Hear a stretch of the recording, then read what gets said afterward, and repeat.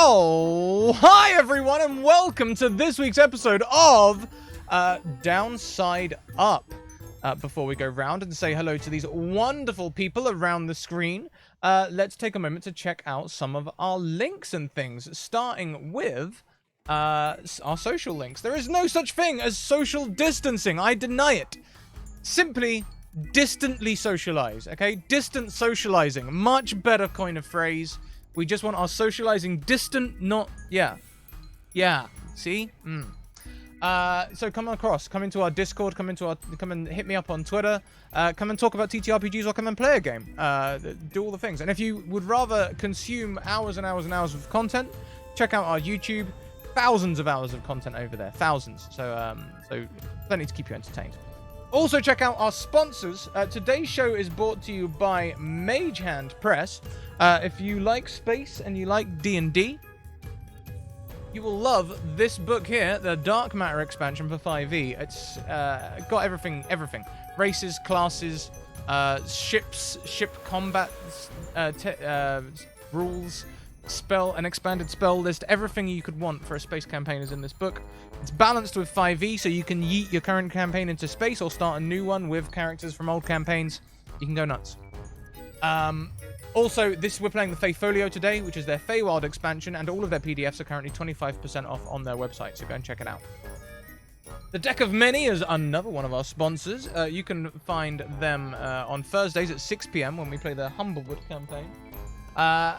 And also, the Deck of Many Things is a donation reward today. If you'd like to up the chaos in the game, feel free to either donate or kick up a hype train to level 4 or level 5. Also, we are sponsored by Hero Forge. Hero Forge, with all of the magical multi-hued minis. I just got word that their new beta is going to be released very soon, the early beta, so we may be showing some more stuff from them soon, where we have these high quality colored minis. This isn't painted, this is printed in color. Colored resin. Absolutely fantastic. And our latest sponsor, Dungeon Fog. If you want beautiful, comprehensive maps that you can share or print with your friends, then check out their website over there. You can sign up for free. As you add elements to the maps, it dynamically generates GM notes for you, as if you were reading through a source book. And you can play around with their free profile over there. But if you want to upgrade to their premium account, then you can do so with 10% discount using our code Scratticus.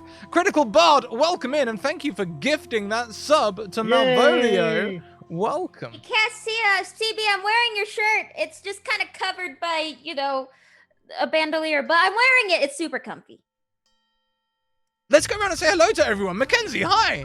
Oh, hi! I have a friend this episode. His name is Scotch, and he's keeping my ice pack cold because I was a silly person who injured herself reaching for a too high shelf. But anyways, hi, I'm Mackenzie Lane DA on Twitter. You can call me Mac. I'm an independent TTRPG content creator, so you can see my work over on D&D Beyond with MCDM, and as the lead writer for the Islands of Sinauna, a D&D 5e setting based around pre-colonial Filipino mythology. But most importantly, for the next 3 hours, I will be your Archfey Dungeon Master Extraordinaire today. Woohoo! Let's go around and say hello to everyone and see who they're playing. Let's go first to the wonderful DM Steve. Oh, hi. Hey everyone. My name is DM Steve. You can find me on Twitter at DMSteve. You can see it on the screen, or just call me Steve. It's all good. I am a cast member of the Asians Represent podcast. It's kind of what I do outside of this kind of stuff, and I'm really excited to talk about this. I'm now an officially published writer because I was one of the writers for Unbreakable. It got released yesterday. It's an anthology of one-shot adventures, all by Asian creators. I'm gonna plug that every chance I get because I'm pumped about it. Do it! Oh yeah. Thank you so much for having me. Do it! If you have the link to it, you can put it in chat. Oh, I'm going to do that. But also, I should say that today I'll be playing Ronnie Cakefist, who is a fairy, a sprite, paladin. We love to see him. Next around, we'll go down to Zort. What is it, Zort 1? Zort That's 2-1? me. Okay. Yep, Zort 1. Hi, everybody. My name is Zort 1, and you can follow me on Twitter at Zort 1. I play here, occasionally here on Scratticus, but I also play at Impact RPG once in a while. Always looking for more streams and stuff to play. So if you got anything else to shout out at me, and I'm available on Twitter all the time. So let me know. Today I am playing Kilros, who is a Tiefling Warlock Bard. Yay! I'm so excited. Next round, we'll go to Mermetal Bard. Oh, hi. Yay! Hi, I'm Mermetal Bard, as was already said. Find me on Twitter, there, and anywhere else social medias are sold. And I, the only thing I'm doing right now, this is the first time I've been on this channel, and I'm really excited about it. But I'm also on Off the Table every other Thursday, playing Good Society, the Jane Austen role-playing game. We're doing the Swords and Swordsmanship, the Sense and Sensibility and Swordsmanship expansion, which is basically it lets me play legally distinct Regency French Batman. In this game, I'm playing Matu and Bernie, the gnomish barbarian, druid barbarian. So it's gonna be a lot of fun. He's a barbarian or a barbarian or whatever you. Matuin is an old Irish word for bear, and Bernie is an that's so old cool. Nordic word for bear. It's pronounced Matuin. Matuin, yeah. Matuin. Okay. And last but certainly not least, Scratticus. We know who you are, but who are you playing? Today I'll be playing Friday. Friday is a Ravnica guard, lost in the Feywild, and very determined to just fix things and get things done. Very driven is our Friday. And certain whispers on the wind tell me that your subclass may be up on the Mage Hand Press blog soon-ish. Certain whispers may tell me this, maybe. Wait, soon-ish? Does that... Are we announcing something or not? Soon. It's secret. It's secret. If Justin, if you're in chat, don't yell at me. Shh. It's secret. Yeah. Maybe. I don't know for certain, but I know there is 100% a possibility. Well, you heard it here first, I guess, everyone. Justin, no pressure. There's 100% a slight possibility. You're 50% sure that you're 100% sure? 100% sure. Okay, is there anything else anyone would like to say or plug before we get started? Or shall we jump back into the Feywilds? Okay, then let's jump in. So last we left our wonderful, whimsical world of the Feywild. Friday, a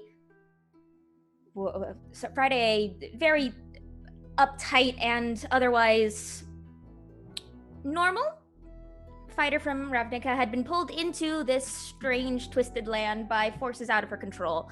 After exploring a while, she realized she was part of someone's a game, another entity's little plaything, and through which she learned that to get back to Ravnica and to a very important meeting with the Senate, she has to fix time itself, because in this version of the Feywild, time and space are one and the same. You fix one, you find the other.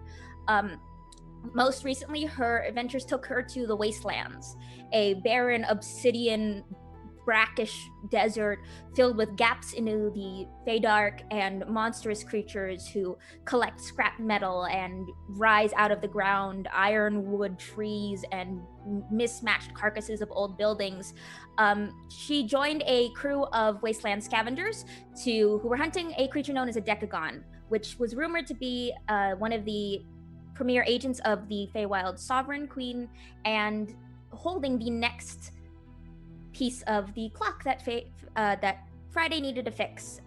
After defeating the Decagon with a very, very near miss, Friday was able to retrieve the Tenny, who held the 10 number of her clock, and return her back to the Rose Court under aggressive chaperoning. And that's where we go back to exactly where we left off last time. Aggressive chaperoning. Yes, I have a duty to return Tenny to their rightful place. I'm not just going to let them I wander know through the this is my Feywild. home. We've been through this a million times. You got lost, therefore I get lost. I am. I got stolen. There's a difference. That's the same thing. We're taking lost you is back. something I There's- intended. No. I didn't. We're going to go and find Ronnie and make sure that you are safely cared Do for. we have to? Yes.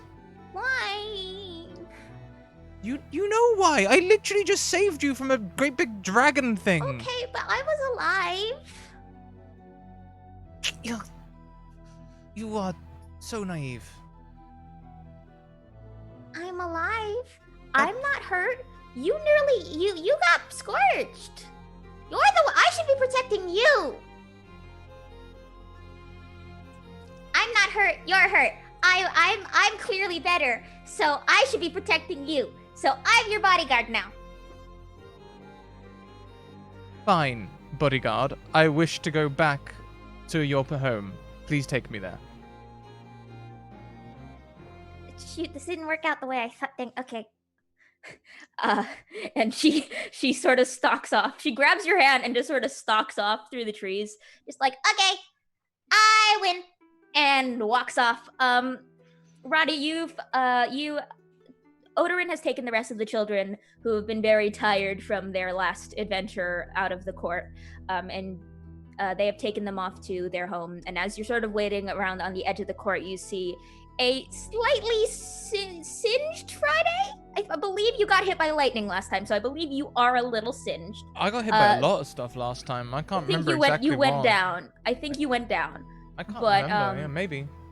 Yeah, well, I mean, look, you got shocked enough that you cannot remember what exactly you got hit by, so maybe Tenny has a point. So you see a very singed Friday getting sort of dragged along by a slightly more sprightly and definitely more defiant Tenny. That small sort of spring eladrin girl with hair that falls like a waterfall over her eyes, just sort of with a little bit more like spine in her, just sort of dragging this tall half orc behind her.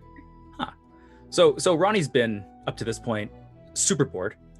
With all the kids taken care of, he goes back to like his general duty of like making sure no one sits on that bench or something completely inane. So I think this is a sight for sword and bored eyes. So I think Ronnie, just 6 inches tall with his butterfly wings, kind of like flits over to Tenny first, who seems fine, kinda. Tenny's fine. Tenny's great. Tenny got fed. Tenny was like had a tea party. Tenny had a great time. She got to ride in a car. She's great. So Ronnie still kind of like does the due diligence and like pulls a cheek to make sure that she's okay, like make sure the eyes are fine. Like, I'm okay, yeah. Oh God, why are you so close? I'm fine. Ow. I think that was the thing that hurt me the most. Ow. You are in so much trouble. Yeah, okay. I already heard that one from her, and I don't even know her. Oh my... Friday? Yes. Ronnie, how are you doing? I found Tenny. Well, thank you, but are you okay? And Ronnie kind of like blows off a little bit of like that char. I still have some hair left. Well, that's good. But truly, do you need help? What happened? Well, your charge here was I have a name. captured by a dragon. Oh. Make me sound like Mechanical dragon. true. It was I was literally fine. in the I was belly fine. of the beast. It didn't eat me. I'll be very clear. It didn't eat me. There was a cage where a dragon's belly would be. That seems like the same thing to me. Well, hey, I'm happy you're safe. Thank you so much for bringing Tenny back. I'm at a loss. Please, looks like you could use maybe a meal, maybe a drink. That sounds fantastic. I would love a drink. Do you have to come with me though? Well, Was that too? to you that now, too? Ronnie. Yeah. Look, Can I just go? I'm fine. Everyone's worried. I'm fine. you know what? I'll bring you back to the others with Odorin. Odorin's taking care of everyone. You can climb them. It'll be great. They're like a big old tree, and I know. you kids love that. There were bigger trees out there. Yeah, but this one kind of like fights back, so like it's extra Well, the fun. other trees fight back too, and I'm fine. Oh, that's true. And oh did talk about setting up that tire swing. Yep. A tire swing? Okay, wait, I think I actually... Wait, hold on, I'm gonna get... She kind of runs back, and there's a big yell of, "Hey, wait, can I have a tire?" And then this tire from the Wasteland scavenger sort of tumbles into frame, and just like, it's as big as her. And it's just like, "Okay, I got a tire, I'm gonna go find O. Bye." And then just sort of takes this thing that's as big as her and just scoots and drags it. Yeah, she'll be fine. That's fine. This is all fine. This is Friday. fine. Let me. Yeah, let's get you cleaned up. That sounds great. Yes, I would love that. Okay. Okay, so I will say, you have a wonderful dinner in the Rose Court. It is, and you get a wonderful a day's nap. I think this is your first nap you've actually had in the Feywild. This is the first time I think you've actually slept. Yeah, I've been pretty on it. So you. Oh, it's Tenny's 7 family- episodes in, and this is the first time I'm sleeping. Feels like real life. I was gonna say, Scrat, it's like you. Wow. So you go. Tenny's family is. They don't entirely. You can tell that they're not entirely. They know Tenny and Fives get into a lot of weird stuff, but at the same time, I don't think they realize exactly how intrinsically linked they are to your quest. But they're happy enough to see their children back safe, and they make a home cooked meal. It's a little fancy, not as gruely as the stuff you get at the Ravnica Guard barracks. Much more like salads, cold quinoa salad with like chopped apples and like dried hibiscus and like peas and stuff, that sort of thing. Very fancy, very flowery, like rose tea with popping pearls, that sort of thing. And they offer you a place to sleep in their guest room. I'd say throughout all of this as well, the saying "you might as well give jam to pigs" comes to mind, because Friday doesn't appreciate it. She just eats and drinks it without question. You know. Okay. Yeah. That's fair. I just she's a functional eater. I will say there probably isn't as much protein as you'd like in this, but you know what? It's fine. It's pure function. As long as it's food, it's good. Okay, cool. I just saw what the weird arcana was. Don't worry about it. Yeah, okay. Yeah. So yeah, you go in, you sleep, and Ronnie, I'm assuming because you're a court convoy, you have a room as well in Tenny's household. And as you both kind of go and settle down for the night, I would like both of you to roll me perception checks. Seems like a normal thing to do before you sleep. This is more like at the. Oh wow. Oh. Oh. Oh no. Oh no. Great way to start. I love this. Does anyone else, I mean, not that D&D players are suspicious at all, but does anyone else think that the first roll of the game kind of dictates how the session may go? Yeah. And I'm excited about it. Thanks. Welcome back, Steve. Thanks. Yeah. Setting the curve. Feeling the love, yeah. Do you want me to make one as well? Yes. I'm Oh, I waiting see. for- I'm sorry. Okay. Okay. So Wow, Friday, what it's like you it's like in that sort of that dip, like as your REM cycle is going, it's like as it's sort of coming out, you sort of like there's something that you can see like a glow on the inside of your eyelids. And when you wake up, you see this sort of shimmering apparition of a child, but not one of the children from the Rose Court, a completely different one.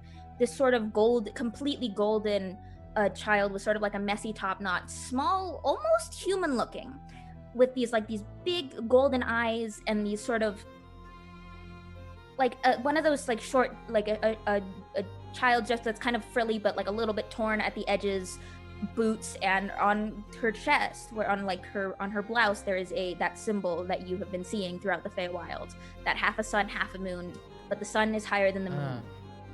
That symbol's important. It's very important, and you can see 12 actually sitting on the bedpost, and it looks like the two of them are engrossed deep in conversation.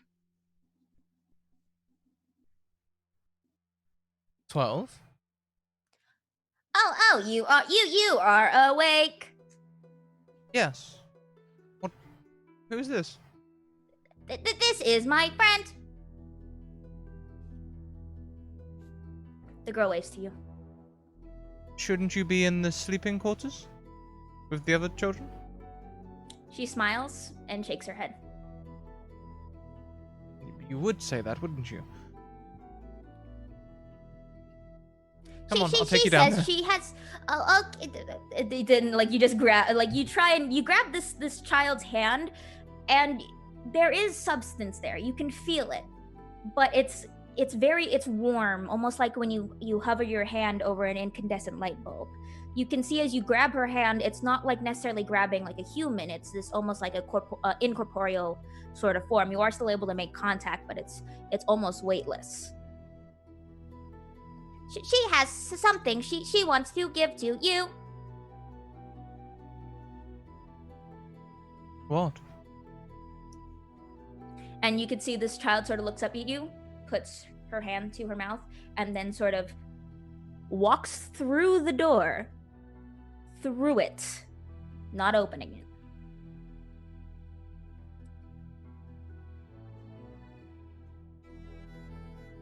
I mean, sure, I'm gonna follow, but I mean, I'll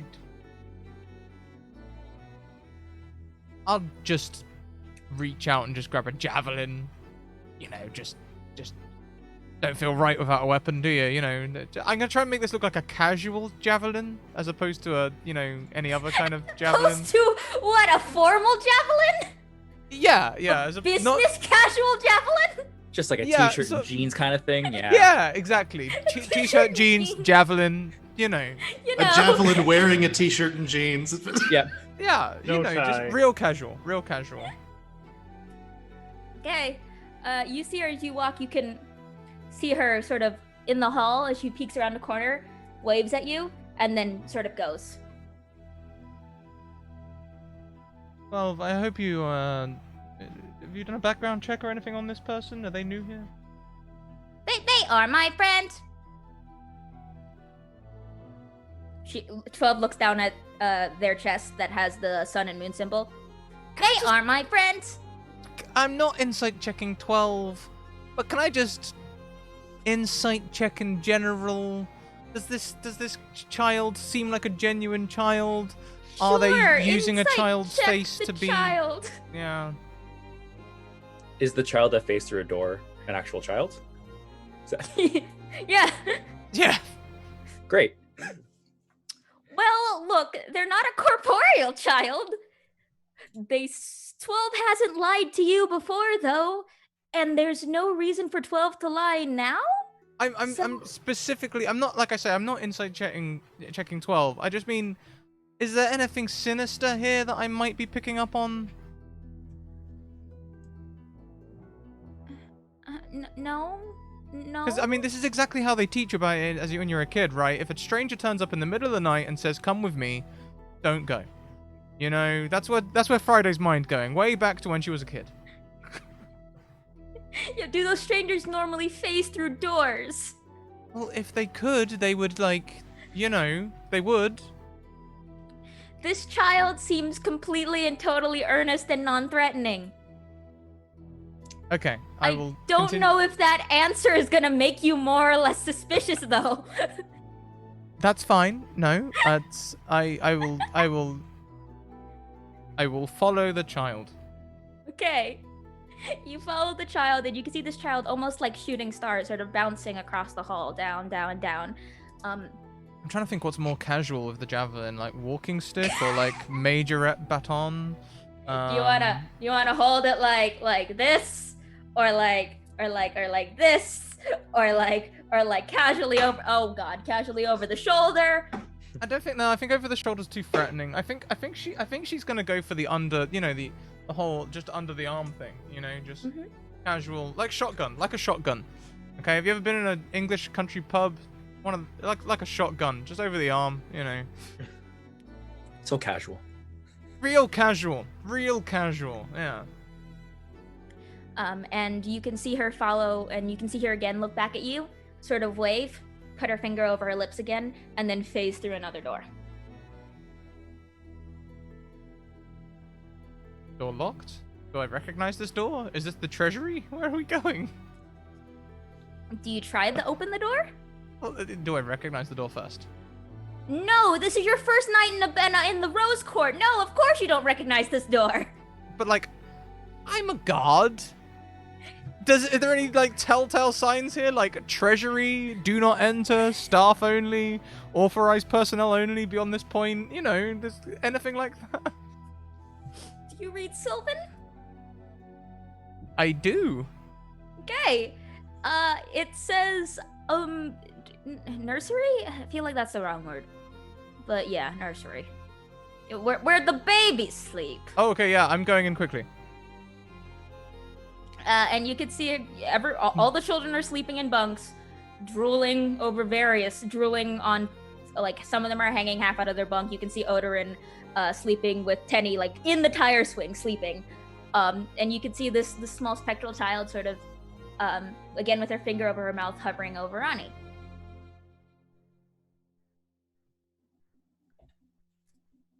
And she sort of... I approach. And she sort of, like, sprinkles a little, like, whoop, a little bit of dust, like this gold dust over Ronnie, and you can see that same symbol sort of hover. Okay, yes, that's very clever. Points. And then sort of makes a gesture, pointing at two of you. What kind of gesture? Like the one I'm making right now. You know, you, him, together. Oh, okay, right, yes. And then she sort of waves her hand, and you can see you can see almost this golden hologram sort of appear in her hands. And I'll say, Roddy, you know, even though you rolled a 2, you can wake up now. Great. Perfect. I think I misinterpret her, like, together thing, and I just poke Ronnie. Yeah. I think Ronnie just, there's like a half a strawberry beside him, and he's just like out. But that poke is definitely enough to like raise him. He just like flits up, all kind of half awake, and just. You can see this child, you see the same child, the sort of golden apparition, and she just goes.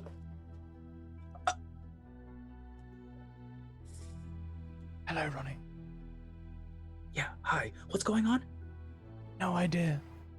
Do you know this child? You can see. No, my dragon! Oh no. It's fine. He's gonna stay over here now. It was good while it lasted. Oh. Does Ronnie know this child? Nope. I assume not. No. Nope. Okay. This, like, almost a holographic child sort of waves at you. This is not normal. Really? Anyways, She sort of points at you, points at Friday, and then sort of moves her hand, and you can see this sort of image appear in her hands, this sort of shimmering,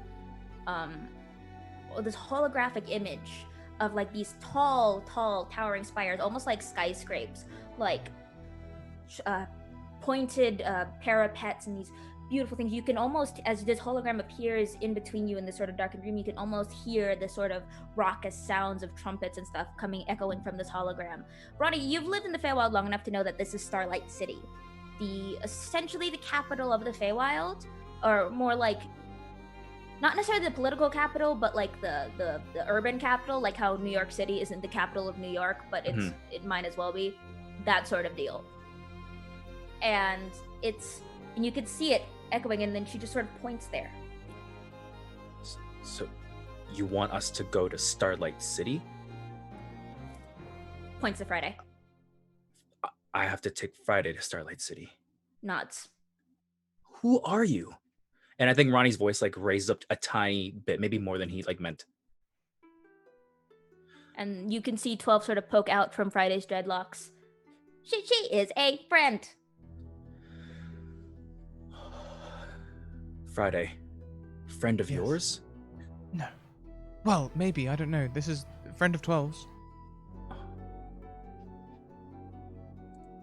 Is the child still there, like the hologram child? Yes. So Ronnie looks to them and says, "Do we have to go right now?" She sort of thinks. And then she sort of has this idea, and then you can see her clap her hands, and you can see this hologram sort of grow and grow and grow until it's sort of this like doorway that's sort of sparkling around the edges. And you can see it opening to this sort of a pathway that almost looks like asphalt. It's very different than like what you've seen in the Rose Court, sort of those paved dirt roads. It's this sort of crumbling dust painted asphalt. And she just sort of waves and then hops through. Oh And boy. you can see the doorway still stands there. What do we do, Ronnie? I have to take you through it for your friend's sake, I guess.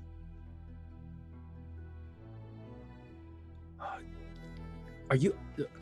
This is freaking me out. I'm not not okay ready with to. this. I agree. I'm not getting anything sinister here, but definitely, perhaps. I don't know. And I don't have any of my stuff though. I've only got like a casual javelin on me. I need to go and get the rest of my stuff if we're going on a journey. That javelin does look really comfortable. Yeah, you know, it's the old crook of the arm. Oh yeah. Okay, go grab your stuff. My stuff's in my corner. I'm gonna leave a note. If something terrible happens, at least Odin will know we're dead or worse. But what? It's gallows humor. Oh, Go get your stuff. Okay, I Ha will. ha comes from Friday's shoulder. Go grab your stuff. I'll leave a note. You said it was humor. Oh, this is gonna be long journey. awful, isn't it? Yeah, long journey. That's what I meant to say. And then, so I think Ronnie goes and like leaves a note. Dear Odorin, followed strange ghost child through magic portal. Starlight City? ? Be back sometime ? This is normal ?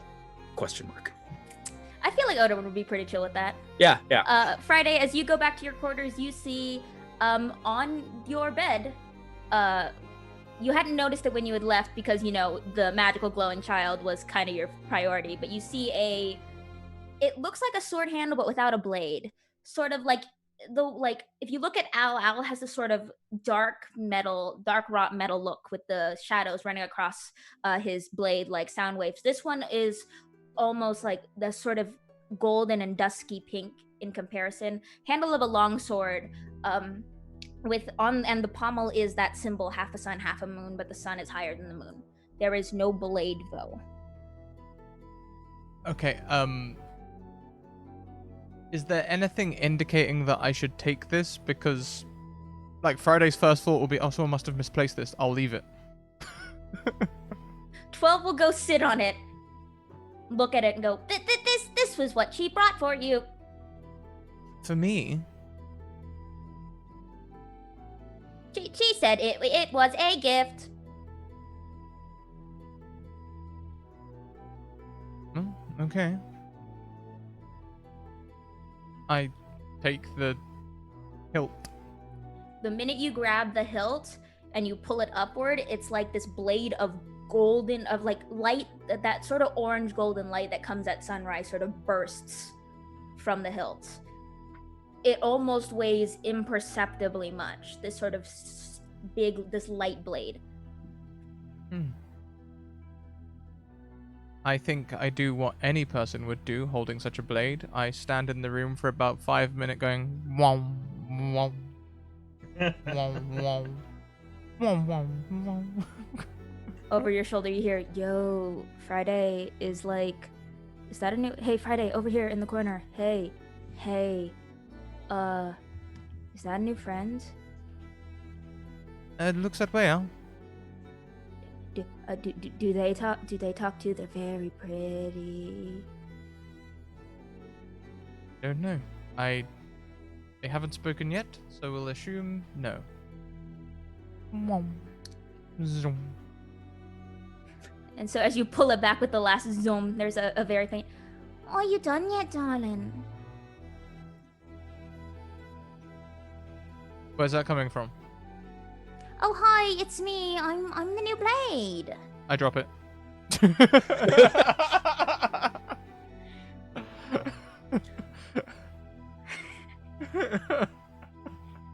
Oh, that was really rude. What is it about the Feywild of weapons talking? Weapons are supposed to be... I pick up the blade. Hi, you must be Friday. Are you my new wielder? Yes, I guess so. Alright, hi. It's so nice to meet you. I'm a Sunblade. You can call me Fantastic. Sunny. Hi.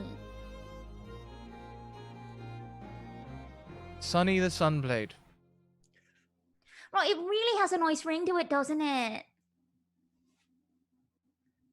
Well, you've got a new friend in Al. Hopefully the two of you will have great conversations while I'm usually busy. But this will be a great nursery for you.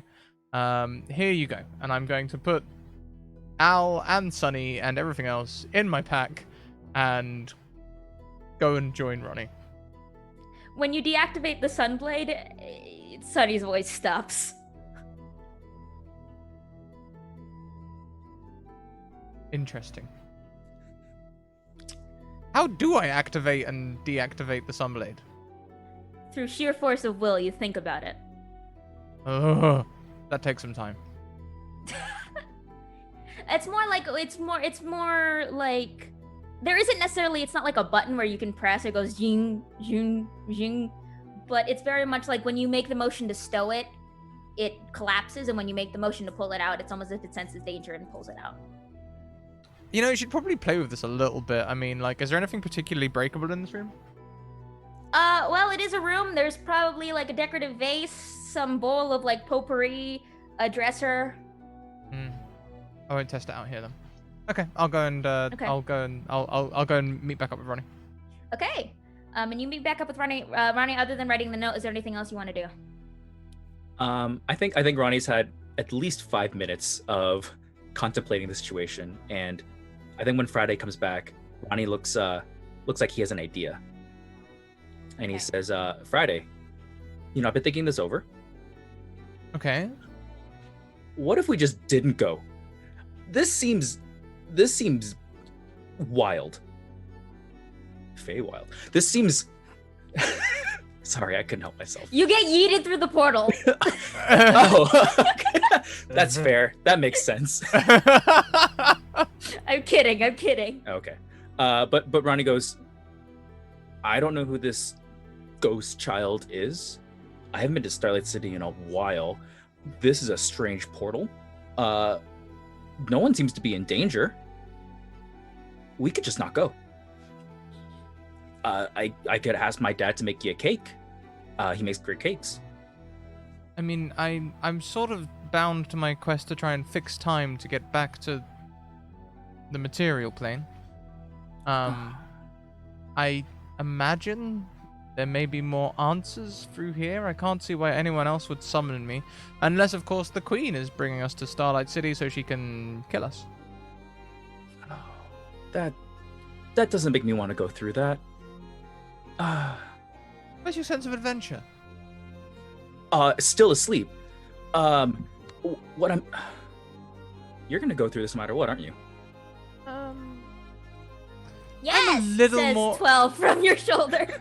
I'm a little more inclined to now. The Golden Child gave me this, and I'm going to hand Ronnie the Sunblade hilt. Ronnie cannot hold the Sunblade. Ronnie is 6 inches tall. Yeah. But it has no weight.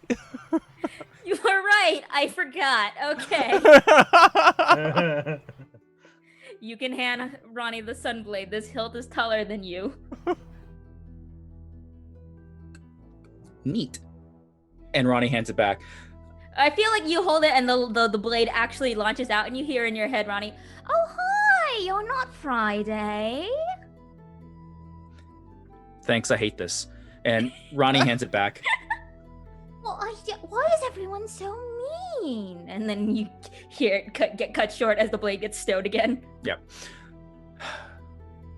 Well, I'm not gonna let you go by yourself. So if you're sold on this, then I'm on board, I guess. Well, through we go then, Ronnie. Thank Here you you. go. I appreciate you. You know what? You think that would make me feel better about this? It oddly doesn't. Wow. All right. And through the portal you step. And as you step through the portal, oh, that's a fun roll. As you step through the portal, ignore it. Don't worry about it. You immediately you feel that sort of that greenery scent around you sort of immediately fades, and you are struck with this scent of dust and street and that sort of burn that alcohol leaves as it goes through your nose. You see a sort of ahead of you along this sort of cracked road, you see these buildings start to raise up. You can see the walls, and in the distance you can see the skyscrapers of Starlight City. And along the road a little bit further down you can see the child. She waves at you, points at a building sort of across the street, and makes a motion to go there. Well, seems we have a destination in mind. I guess so. Does Ronnie know anything about Starlight City that might help at this Roll point? me a history roll. I would love to do that. No. Great. This is gonna be great. Cool. Look, you know Starlight City is named Starlight City, so it's a city. You know it's home to the Frolicking Court, mostly. You know the Queen sometimes hangs out here, but like towards city center. You can tell you're at the edge of the city. Seems fun, seems cool, seems hip, where all the hip kids go, that kind of thing. Ronnie shares none of this.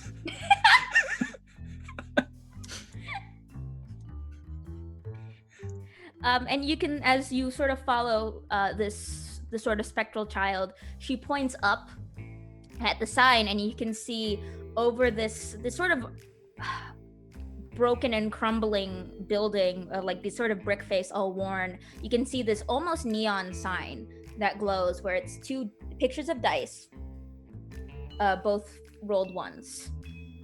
And if you can read Sylvan, the name of the building is Snake Eyes.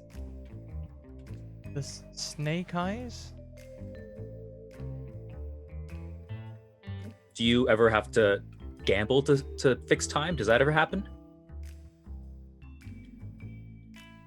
You did get a pair of dice from Tenny last episode. I totally remember that.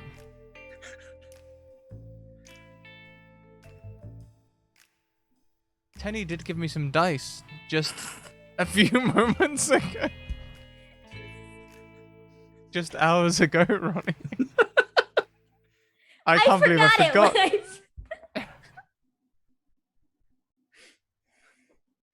Well, I guess get them ready, because... And Ronnie sighs and walks up to the door. Does this look like a public establishment or like a knocking situation? This looks like a public establishment.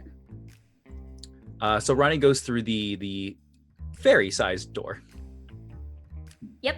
There's like you can see like the fairy-sized door that's a little bit higher. It's like its same eye level as like average or like medium-sized creature height. But it's just sort of floating, and you can go through. I'm assuming Friday does not try to go through the tiny door. No, Friday will go through the half orc sized door. The regular, the medium creature door. There is also a door next to it that's the large creature door. It depends. She might go through the large creature door. She's very tall for a medium creature. Will she get through without stooping? Do you want to roll for this, Scrat? Just a question, 6'2" in heels. Sometimes that means you bang your head. Roll me a dexterity saving throw. Yes. I have no dex. Hey. You're fine. You walk through the door like a completely average half-orc. And you walk in, and it's this sort of, you can tell there's this tiling on the lobby, sort of this gilded, but like a faux sort of gilded pattern with these sort of reddish stones in these sort of triangular fractal patterns. You can see there's a dusty desk at the front with this very tired sort of pale lilac tiefling. And talking with this tiefling are two slightly angry individuals pulling their best. Can I please speak to the manager? What is it, Matuin or Kilros? Who would ever like to introduce yourself first, or what you look like? Go for it. All right. So yeah, Matuin is he's a gnome. He's a bit on the taller side for a gnome, about 3'8". Built like a brick. And clothing-wise, bare minimum to be acceptable in society. Just like basically rags. Clear that they've seen not just a lot of the world, but a lot of every other world. Mm-hmm. Doesn't look like he belongs anywhere near an establishment like this. And by an establishment like this, the meaning is kind of anywhere with a roof, or a door or anything structured. Yeah, and just not happy. You could see this tiefling sort of looking at you like okay, like I get it, like you're upset, like you really like I get it. You thought someone cheated. We get that complaint like all the time. Just like, okay, what do you want? Sorry, hold on, please hold. Literally, just puts a hand up and turns to Kilros. Kilros, what do you look like? Kilros is based on that description of what the gnome looks like. Kilros is wearing essentially an Elvis jumpsuit. He's got it's a white suit with the sparkles all over it.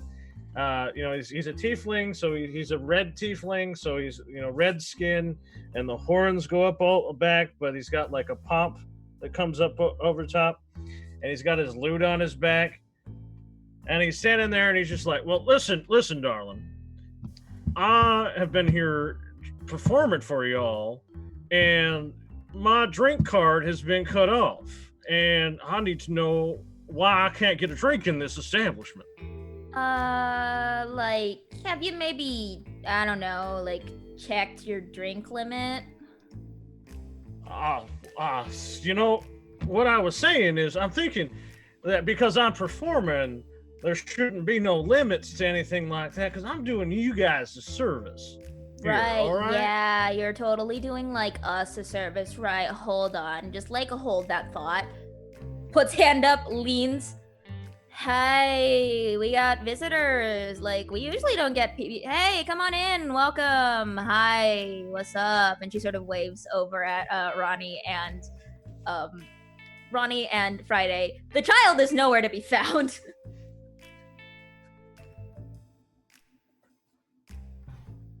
Hi. I'm here to gamble and fix time. Okay, I'm gonna pretend you didn't say the last one. If The you way want that to everyone's faces just changed, did the bar just go silent? What the fuck?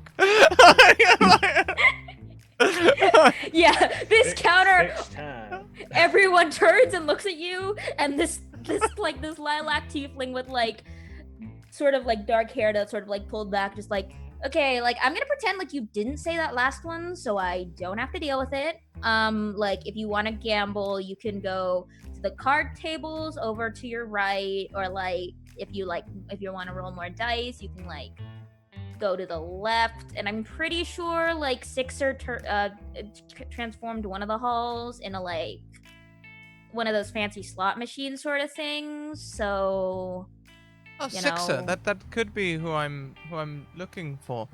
Are they a manager, staff member?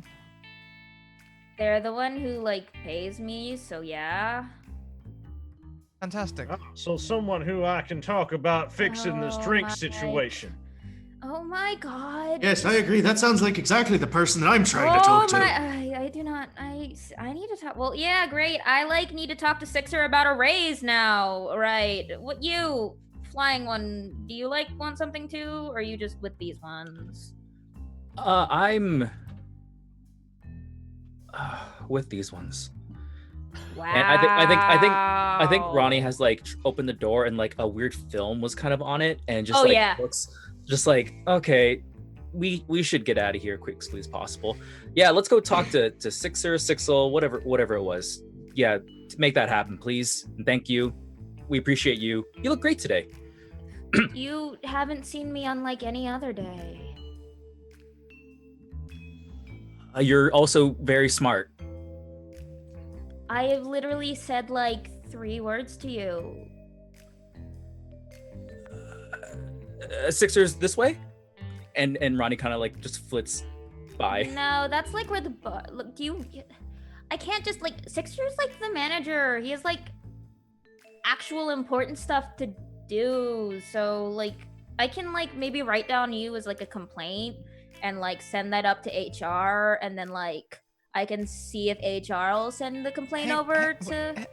A bar has a HR department? What kind of section of the Feywild is this?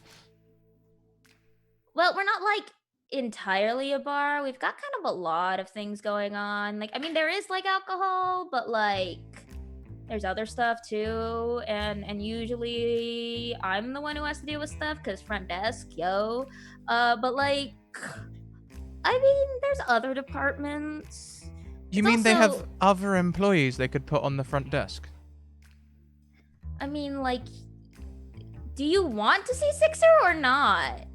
I mean,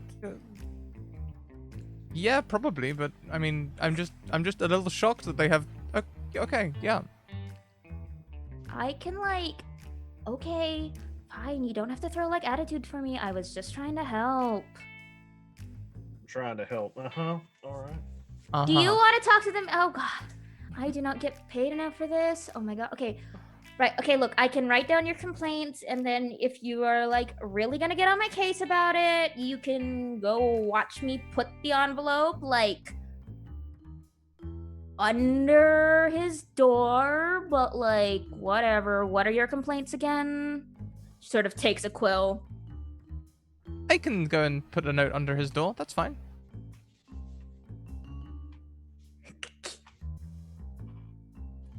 Looks over at the growling gnome. Do you like need a drink or something? Like you got something in your throat.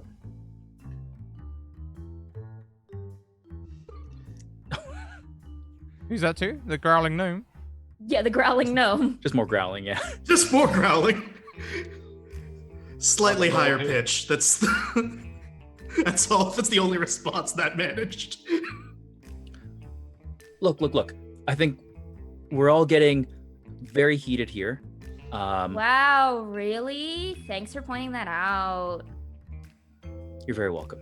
Look, we can make this as painless as possible. Clearly you want us out of your hair. And how about this?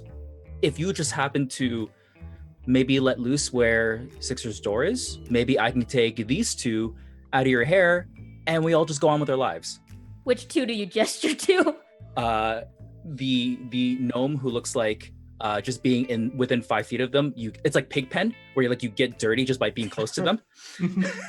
And this fellow who is just so shiny. It's very, very shiny. Roll me a persuasion check. I would love to.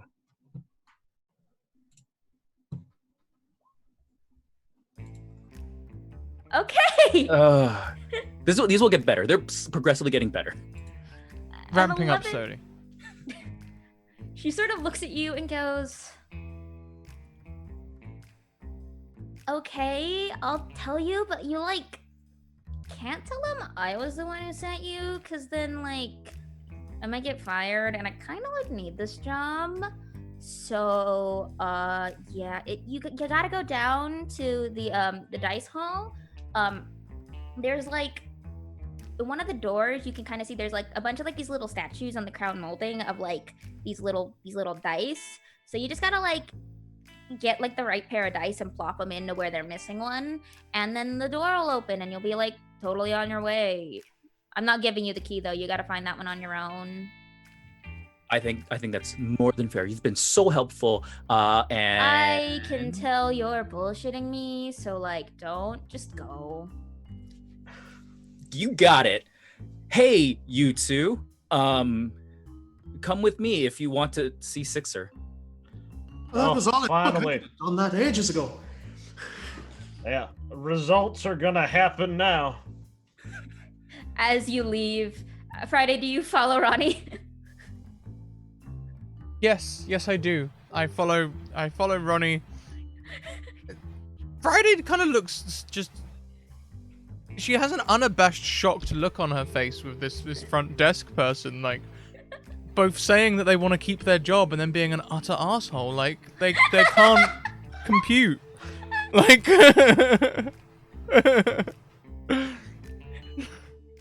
I'm just mighty glad that you people came along, because I don't know. I've been talking to that person for a good, I don't know, hour and a half, and it just keeps getting around. Oh, like, you thought it was only an hour and a half? It was, like, a lot longer.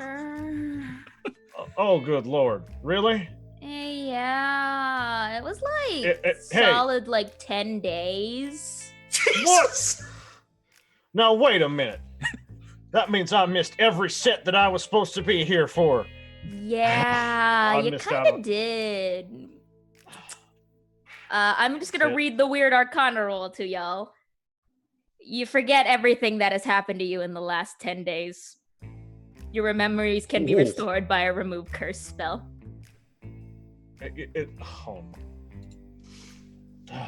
Well, that's just great. I was here to make some money.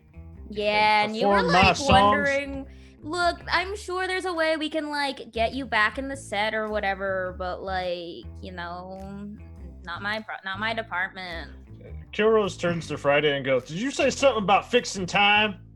I think we need to fix that time right now. Yes, I'm trying to fix time. Oh, bless you. Matuin is growling slightly less intensely and is now carrying his shillelagh in a slightly less threatening manner. Casually, under the arm. Yeah, casually. It's a casual shillelagh. It was a threatening shillelagh being held down now here. It's now it's casual shillelagh. Okay. Look, we're gonna start a new fashion trend, okay? This is a brand here, okay? Just casual weapons. Casual melee weaponry. It's got a flail, like, up right here. It just dangles down, you know, nice. The flail hanging around the neck like an undone bow tie. Yeah. I hate how perfectly you fit into this setting and how little, like, description I gave you, but how very quickly all of y'all fit into this club with casual weapon. Yep. Yes, we love Casual Weapon Friday. Well, please, let's make this a thing. Kilros doesn't really, like, you don't see, like, his weapons on him. He's probably got a casual loot, maybe. Yeah. Casual. Yeah, and you are all able to... Yeah, there you go. See? You are all able to business casually walk your business casual way into the business casual club of this business casual establishment. Oh, I don't think I'm being quite casual enough. I'll take out a javelin and put it under my arm.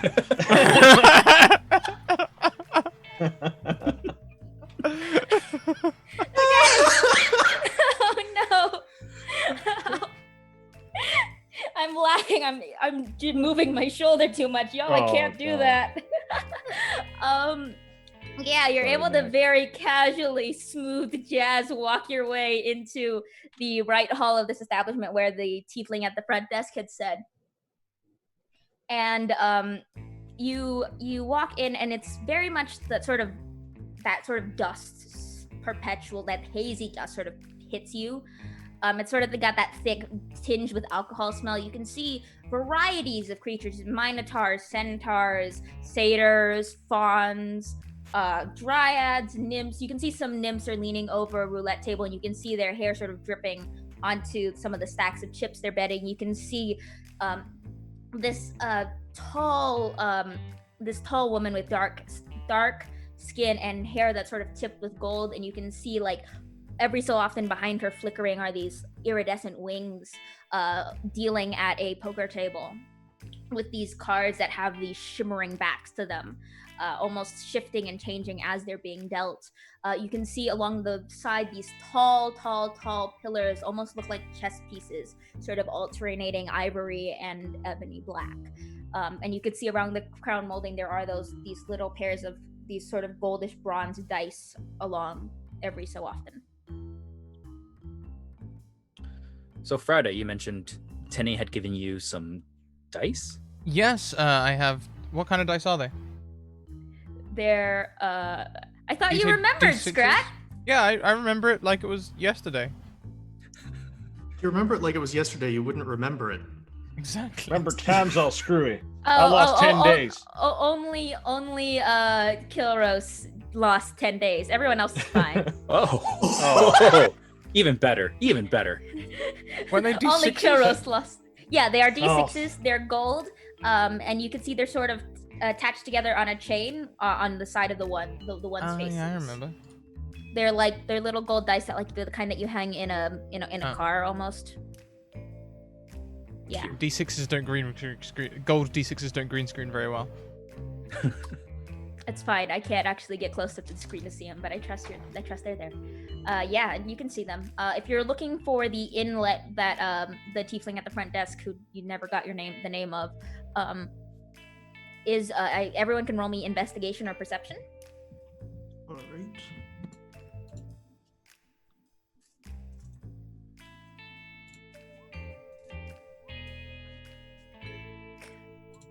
Come on. Hey, Ronnie, it's getting better. It's slowly getting better. Slowly getting better. Wow. Okay. So Kilros and Friday, you are the ones who notice it. There is a very distinct pattern of the dice, how they're mounted in the molding.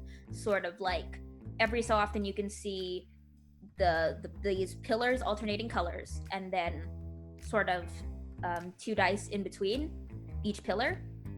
But you can see sort of as you're walking along this hall, sort of across from right where this hall sort of turns towards the center of this building, and you can start to see these tall glittering machines that like they clank and cling with noise, and you can see, even though the Feywild doesn't necessarily use coins, you can see that the machines will gush with this sort of almost like iridescent stones that sort of pour out, and you can see a couple small sprites. They're almost bigger than not that much bigger than Ronnie, sort of scooping up these massive handfuls of this sort of iridescent stones and powder and gritting to themselves. And you can see there is one set of dice in between these pillars where it's only one dice, and then there's another empty slot where the other would normally be if it follows the pattern.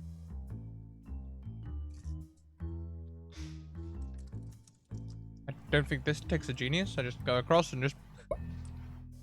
Okay. Yeah. And you can see the door sort of, the whole panel of the hallway just sort of turns. So it's like it goes from being like this, and then it turns the whole section of the wall so that it's like perpendicular now. And you can see there's a hall. This seems safe. I mean, if you're the manager of a gambling hall, you'd want a secret door into your office, right? This is normal. Yeah. Yeah. Yeah. This is normal ? I mean, I didn't expect you to agree with me. Oh no.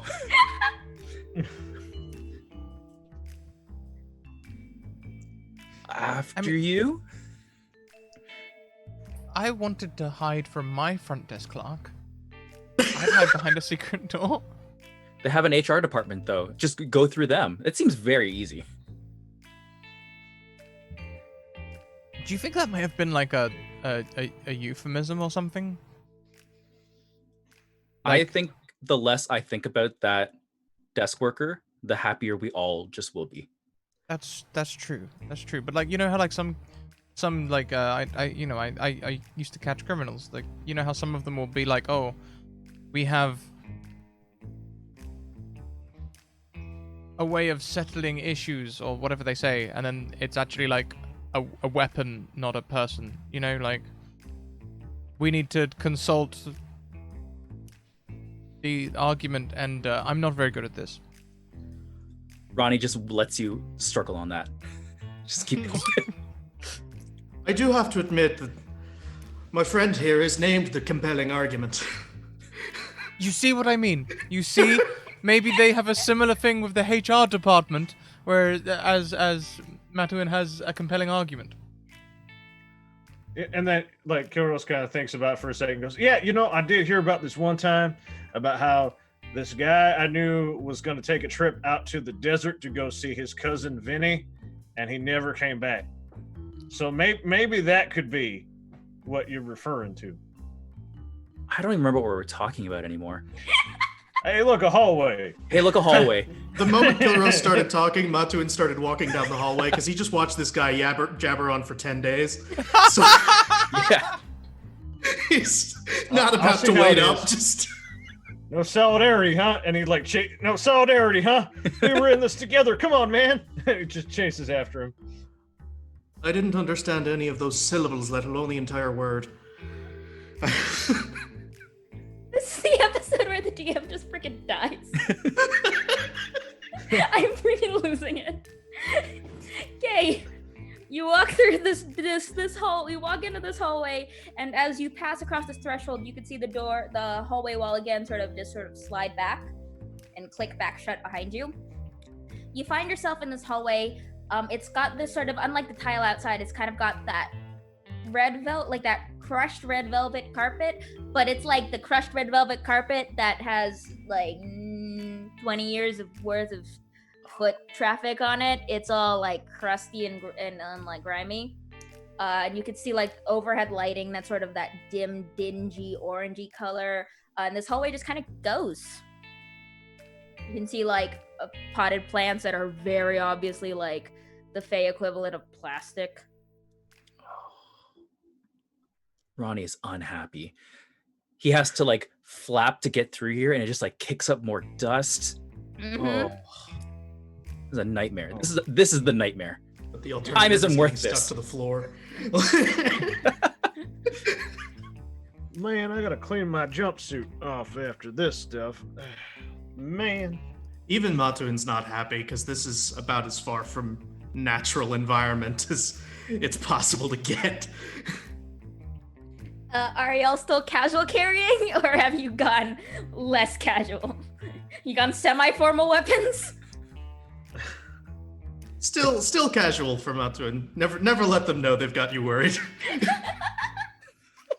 Yeah, I agree. I think it's gonna take more than a little bit of dirt to up the DEFCON rating. Dirt is not the only problem with this hallway. I'm just upset it's gonna turn my suit from an white to off-white. That's not cool. And you are able to walk down this hallway. It kind of keeps going and going. There's a single door at the end. Let's get this over with. Yeah, I will knock. There is no response. I policeman's knock. There is no response.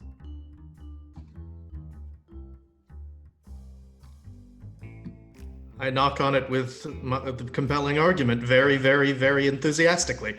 Are you trying to break it? Yeah. Okay, roll me an attack roll.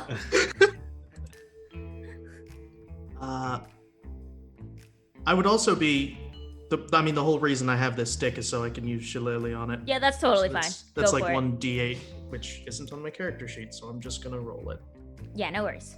Well, roll me to hit first. I assume you're going to hit through the door, but just in case, I want to see if you either critically hit or critically miss the door. If Roll20 will load for me, please.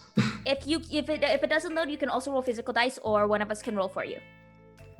Yeah. My physical dice aren't anywhere near me, so Okay. rolling to hit would be +3. Plus d20 plus 3. Yeah. Okay.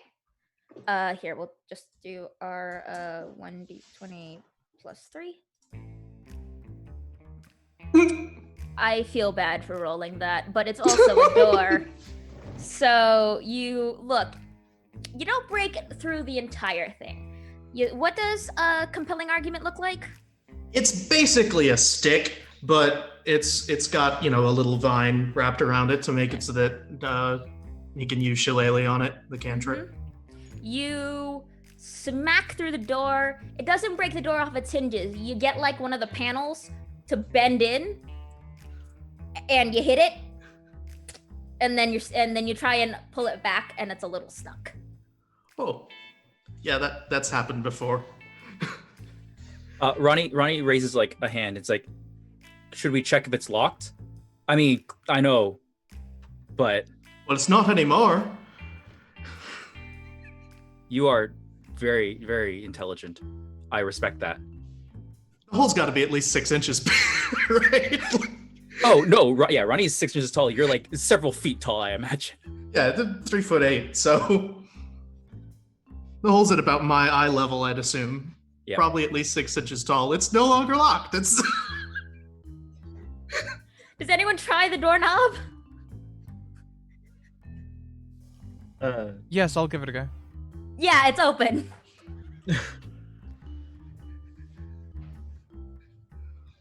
I was just about to suggest that, and then he reaches. He's been arguing about not getting a drink service for like 10 days straight, but then he reaches into his jumpsuit and pulls out a flask anyway and just takes a swig. Okay. much has And been you- made clear. And then puts it back. Okay. And you are able to, the door opens. Y'all can't tell whether or not it was unlocked previously or unlocked through a very vicious smacking with the stick, but it is open. Do any of you not walk through? I'm going in. Yeah. Head on in. Okay. You head on into this space, and this is the biggest room you've seen so far. It almost looks impossibly big given the size of the building you had seen outside. Almost octagonal in shape, with the carpet sort of splaying around the edges, sort of this alternating red carpet, black carpet, red carpet, black carpet, sort of alternating around, almost like a roulette wheel. In the center, you see a desk, an empty desk, with sort of a high-backed velvet chair behind it, and like an assortment of bottles, cigars, and a pair of dice on the desk. Is there a person at the desk? Nope. Machine's pair of gonna dice. try to yank his short shillelagh out of the door. I'll say you can. All right. It wasn't a crit fail. It was just me rolling poorly. So I will be nice. There is no one at the desk, but you can see there is like a couple of papers, like a pair of gold dice that matches the one that had been used to unlock the room, a couple of bottles of wine and alcohol and other liquors, and some other thing, and like an ashtray. So Friday, you're the expert here, Ms. Time Fixer. Yeah. What do we do now? Do we call out for 6? Yes, and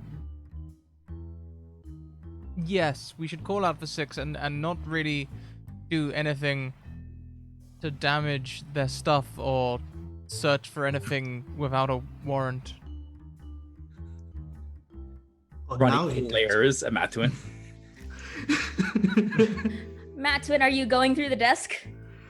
Oh, yeah. No, Okay. not literally like I usually would, but but So how are you figuratively going through the desk? just rummaging through it instead of Okay. Is there hitting it something until it. particular you wanted to look at? Anything that would give me any sort of financial records, just because I'm trying to figure out how and why they cheated me out of all of the money that I had just won from them. Roll me an investigation check. Roll 20's working now, so I can do that. Nice. Okay, I on a can do that 17. kind of Yeah, you should roll, not me. So yeah, you're able to go through it. A lot of these papers they're financial records. Or they're the Feywild equivalent of financial records.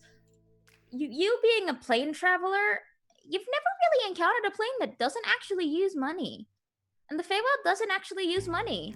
It's okay, I didn't understand money on my own plane either. Yeah, but it's like the Feywild essentially, they don't deal in money, they deal in favors. And so you can tell like a lot of these records are people lost bets and now they owe debts. I made a rhyme. I'm clever. I hate myself. We're very proud of you. So a lot of like the debts that the debtors of the casino or the club they owe is mostly in favors. So that's why like you can see now why Kilros was being paid in drinks rather than like actual cash, because it's an exchange of favors. You scratch my back, I scratch yours. Yeah, Kilros was just about to go for the wine until Friday was like, we shouldn't touch anything. You could see him just about to grab it, and then he just, right, police person. And then he just kind of stands there like, I didn't do nothing. So, do I find anything that has my name on it, or something? Yeah, that I on a can sort of 17, assume? yeah, you find the one that has your name on it. Essentially, at this point, as you're looking through yours, you had put down what you had assumed would be a bet, but it had been essentially been lost in translation. And you had thought was a physical transaction was actually a service transaction, and essentially you still haven't fulfilled your debt to the casino, as in completing a favor or completing an obligation, and that's why you haven't been able to get out. I hate it when all of their points actually make sense. Yes, I can imagine that's very, very frustrating. Let's try and find the owner, shall we? Sixer! Hello? Roll me a persuasion check. Ooh. Okay. Persuasion! Okay. So, as you say that out, you can hear sort of echoing through the room, Sixer, Sixer, Sixer, almost impossibly loud. You can almost feel it like that, your echo, Friday's voice, just growing louder and louder. It's punctuated by the slamming of the door behind you. Oh, And okay. you can see, as you look around, that the sort of the pattern of the room starts to spin a little.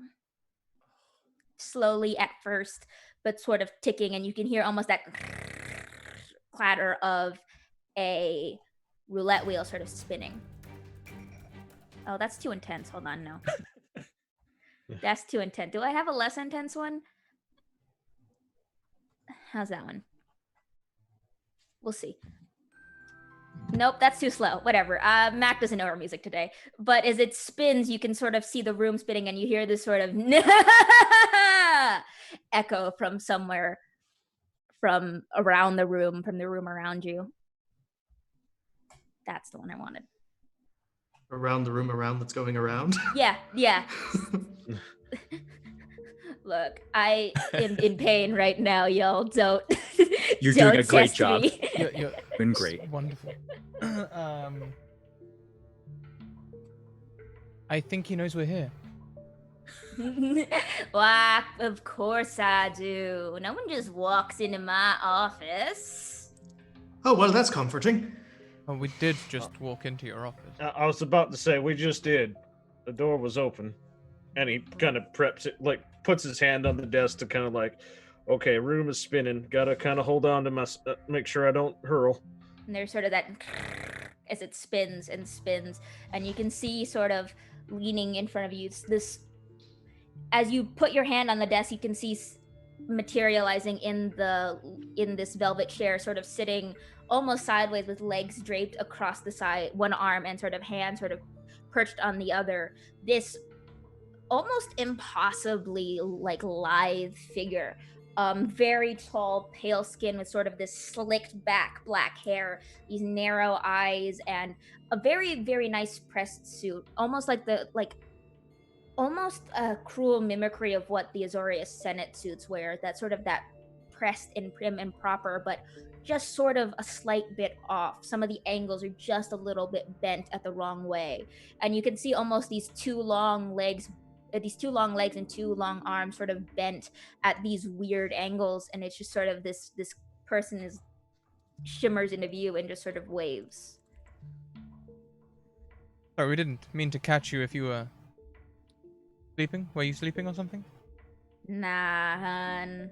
Oh, I just thought you were half a dozen.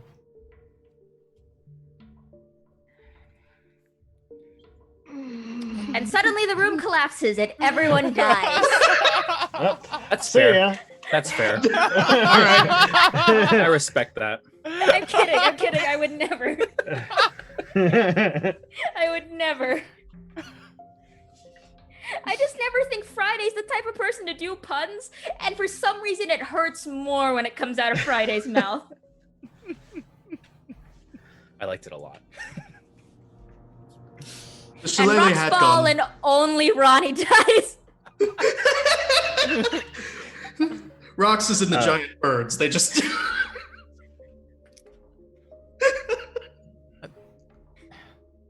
Look, so 6. I'm here to fix time. Yeah, you're here to fix time, right? Yeah, I know Indeed, about yeah. you. Yeah, I've heard about you. Little birdie Good. on the wind told me all about you. 12. Nah, not that one. The queen doesn't like that one very much. And what's your allegiance with the queen? Call her a drinking buddy. Okay, so would you be willing to help us fix time? Well, I'm willing to help anyone, darling. Oh, Long well, as that's they comforting. pay up. Very pointedly sort of turns their head, like without moving their body, almost turns their head like it has no bones in it, and just sort of turns to look at you from their position on sitting on this couch or this chair.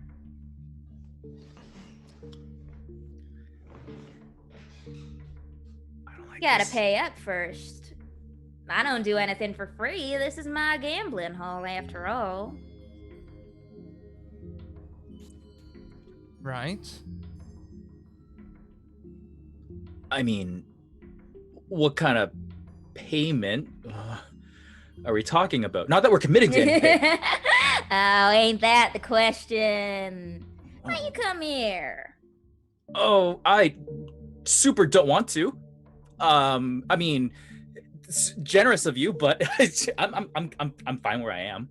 Fine, I can bring the deal over to you, and you can see one arm almost sort of stretches impossibly long, and you can see almost like when you pull taffy and the end gets smaller and smaller, you get that hand so it reaches to your side and holds out a hand. Let's make a little deal, shall we? You play my little game for it, just a little bit. Give me a little bit of fun, and I'll give you your number, I'll clear your debts, or whatever you want.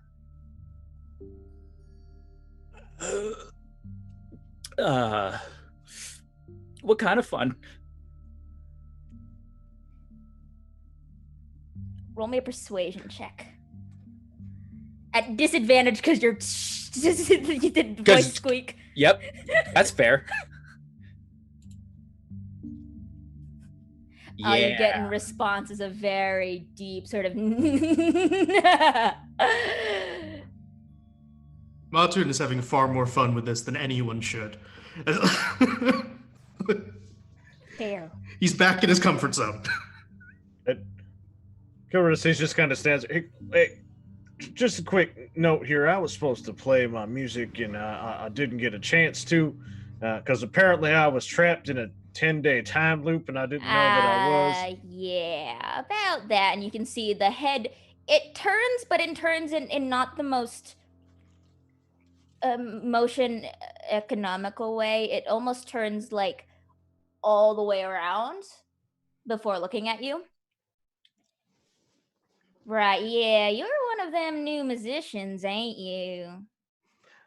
That's right. Yep, I was coming here to play my music. Yeah, I heard about you. Kay said you've been trying to get drinks without exactly, well, you lost track of time, didn't you? You kind of got lost in the feel of things in the club. You know, it has that effect on people. You never really know how much time passes when you're in here, do you? You know, it is a nice place. I will admit that. But Thank you yeah, I very kind of much. did kind of lose track of time, I Well, guess. how about this? I can clear your debts, but we'll do a little game then. If all of you are here for the same thing and all of you want something from me,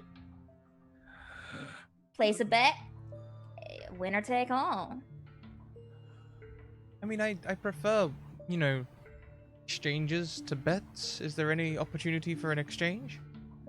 Ain't they one and the same, darling? Well, no.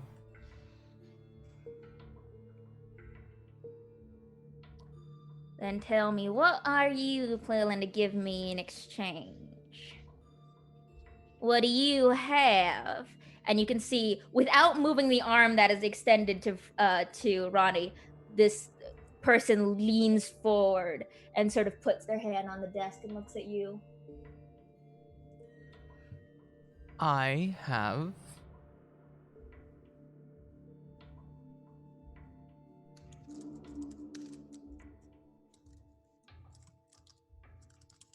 Well, tell me, Friday, because that's your name, ain't it? What do you have that you think I want? I got the queen in my pocket, after all. Now, forgive me for assuming, Sixers, but, this kind of feels like a gangster, terribly illegal establishment. Oh, no, this is perfectly sanctioned, darling. I understand that, but do you understand what I mean when I say it feels really dodgy? Sure, let's say I do. Well, I represent legality and law and order. I can... Yeah, that's why you were brought here in the first place. That's why it's funny.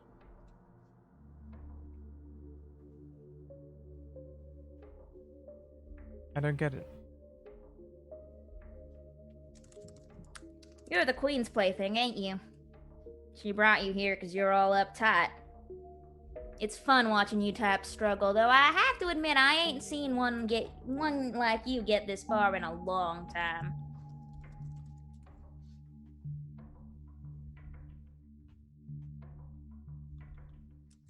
So you're saying then that this place is all completely above board and well sanctioned, so anyone who is to conduct a thorough investigation, just passing interest, wouldn't find anything amiss?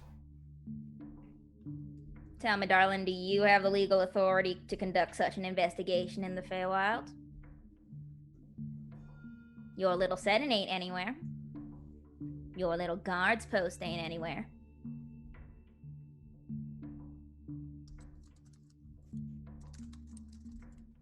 I can familiarize myself with laws good enough.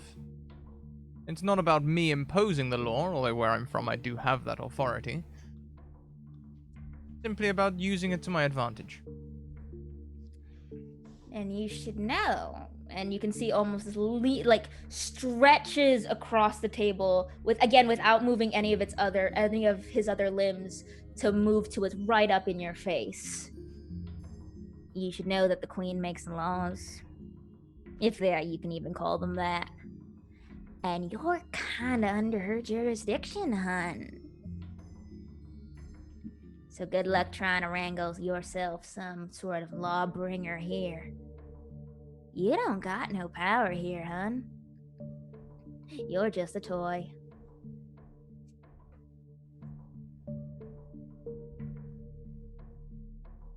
So do you want to get home or not?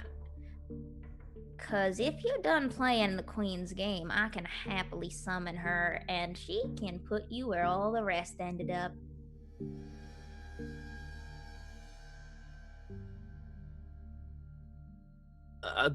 Question. Hey, Yes? hey, you. Turns head without moving rest Oh. of body. You have such great talents. Is there any other way that you would help Friday, other than this situation? And Ronnie points to the hand extended out. Defined by help. Fixed time. The thing that Friday needs you to do. Ah, yeah. She needs this thing. And you can see sort of reaching around their neck and pulls out a necklace that is a dice, but it only has 6 pips on each face. I'm assuming you need this. Sure. Yeah, that's the thing. I don't do anything for free, as these two can tell you. Gestures to Matwin and Kilros. Yes, on a related note, what is it exactly that you need me to do? Because I understand now that I apparently was erroneous in my debt and I owe you something, and I'd really like to leave at some point. Well, if y'all are willing, I got a bit of a problem down in the storage room. If y'all can eradicate that for me, that would be helpful. 'Twould be my genuine pleasure. Well, that doesn't sound like a gamble at all. That seems fairly reasonable. Destroy a thing, get a thing. That seems. I wish you would have started with that. That's easy. Yeah, let's do that. I thought you were gonna ask us to, like, I don't know, Roll a What? dice or something. yeah. Kill someone? I mean, I What? don't know. That went from I like. don't normally get my hands dirty, but I maybe could this time. Right. Well, and you can see this sort of almost rubber sound goes back into sitting on the desk and sort of taps the table, and the room stops spinning. And where there wasn't a Oh, door thank God. behind the desk, there is one now, almost imperceptibly in the paneling. It opens. You can see a staircase leading down. All right. Then have at it. Just to be clear, I didn't think if I go and do this for you, then I can have the Then 6 you thing. get then you get the number, and you can be on your merry way. If I can shake on it if you'd like, and this sort of rubbery hand sort of moves up to shake yours from. Oh yeah, I'm gonna across the shake it. I'm table. gonna grip it hard too. Okay, it feels like gripping rubber. Mm. Ugh. Does it like squish out like a stress ball? A little bit. Cool. I like this. I love that the owner of this club is an Al Hirschfeld painting. And yeah, you shake Sixer's hand. Anyone else would like to shake on this deal, Sixer is happy to do it. I think Ronnie takes the opportunity to, like, flit over to Friday, just looking super relieved. Just like, this was a bad situation, and hey, we're in the home stretch now. Easy peasy. Yeah, Friday's feeling pretty good too. Just go and kill a thing. It's easy. All right. And as you descend into the storage room of this casino, that is where we're going to take our break. Ooh. Yeah. Well, everyone, I hope you're enjoying the story so far. We will be back in around 5 minutes. We're gonna go and take a quick break, stretch, grab a drink, take a bio, all of those good things. I think I'm gonna put a coffee on. which means put kettle on first for an expedient break. Top tips from Scrat. And wash your hands. I can think of many more top tips. Always take a banjo near the bathroom. Anyway, we'll be back in 5 minutes. Keep on evoking emotions. We'll be right back. Yeehaw!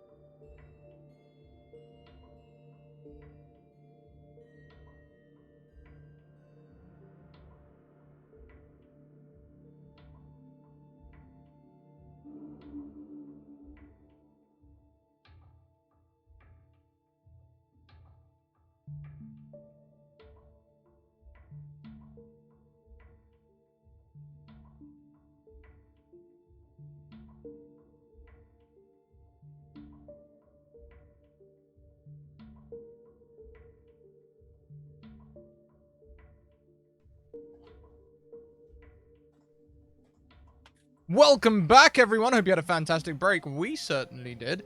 Let's carry right on as we head into the basement to kill a thing. Easy.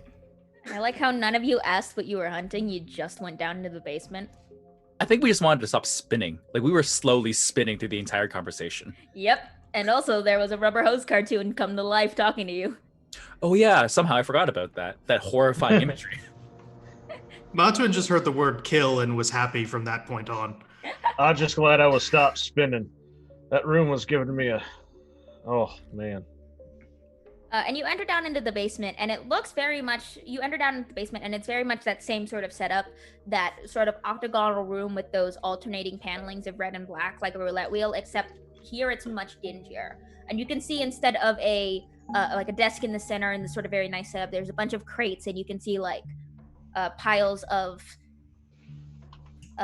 poker chips and cards sort of laying haphazardly around, some like these misshapen barrels sort of sitting around. And as you walk in, there's a very dim light sort of coming from these faint like sconces in the wall. Very dim and flickery, but you can still sort of see. It's not dim enough to be considered dimly lit mechanically, but it's just for atmospheric effect dim. It's dim down here. Yep. There's not a lot of light. That is correct, yes.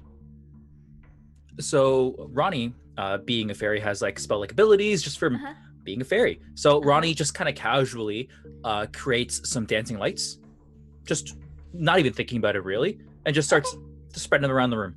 Okay. Are you looking for anything particular as you send them around? No, it's more like a comfort thing. Okay. What color are they? What do they look like? Ronnie's little like balls of light look kind of like flower petals, like rose petals, just kind of like flit around, and they have like a soft pinkish glow.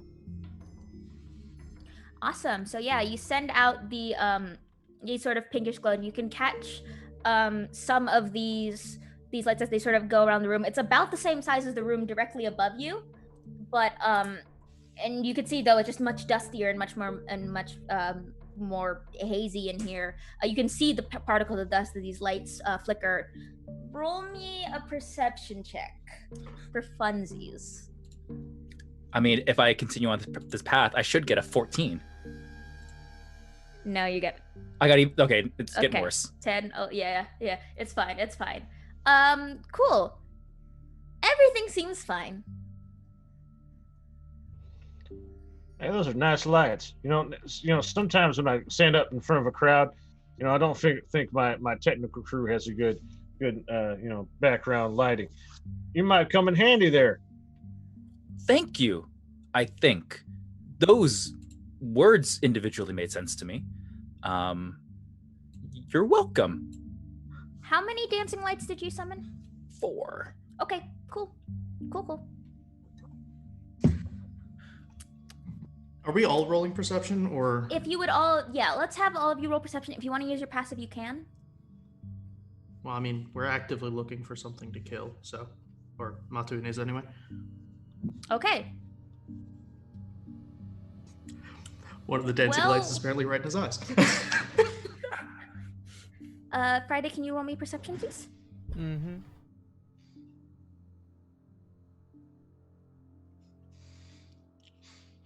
Oh, if only I Well, had an advantage. Okay. Friday, you're the only one who notices this.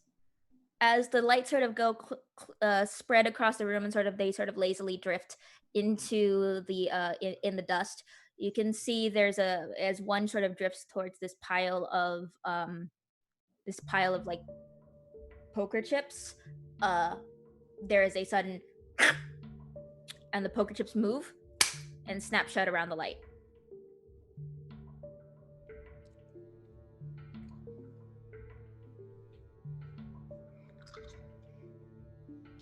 Sorry, what? You see as Friday, you're the only one who notices this, as one of the rose petals sort of drifts down to a crate that has a tower of poker chips on top. You can see as this tower of these sort of bluish white chips suddenly moves and snaps over the light. We're plunged into darkness? No, it's just the one of Ronnie's dancing lights. Oh. There were 4, and now there's 3 because a pile of poker chips swallowed one. Did anyone else see that? See what? The pile of poker chips. Presumably there's a few of them. Oh yeah, there's several piles of poker chips. They all look fine. Ronnie, it's your very own dancing lights. Yeah, I could have sworn I made 4. The chips winked it out? Yeah, it just like ate it. There's another from another corner of the room, and you can see another one of the dancing lights go out.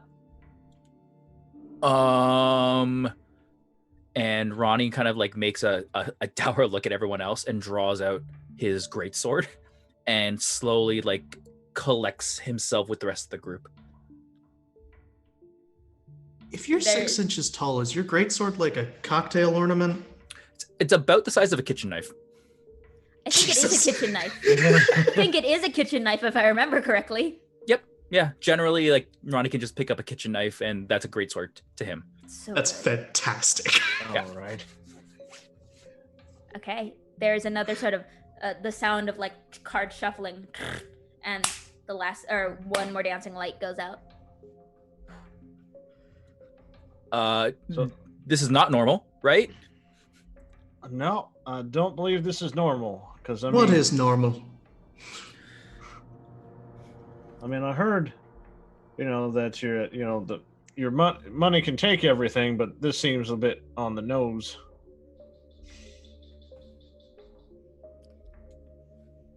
You have one dancing light left.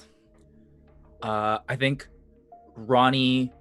This is the one that Ronnie's gonna like really focus on. Okay. And I think Ronnie can control the dancing lights. They Yes, can like you move can. around. So I think Ronnie's gonna purposely move it somewhere that's convenient that he could like charge and attack. So he's kind of like setting up an ambush here. Ah, okay. Ooh, okay. Let's see.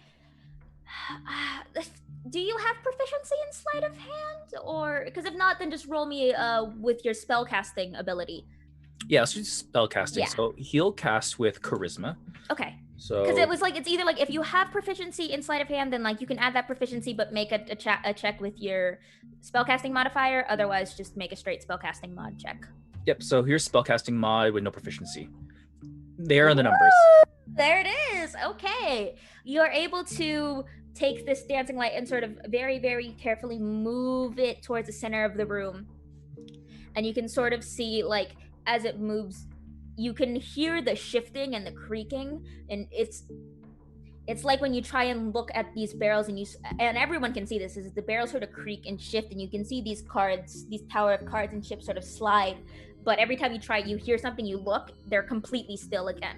And as you kind of move this thing to the center of the room, this one last rose petal, you can see this sort of barrel. It's suddenly from these the metal bands that sort of surround this barrel sort of like, and you can see them open, and then there's these 2 sort of glowing eye sockets that almost sort of like rotate through heart, spade, diamond, club, sort of cascading through, and you can see it sort of lift up on these same sort of like rubber hose like limbs that sort of compile out of cards and poker chips from the area around it, and it sort of props itself up and it tries to dive for the light. Ronnie, you can get your surprise attack, and with that, then everyone will roll initiative. Sweet. So Ronnie flies in with his tiny greatsword.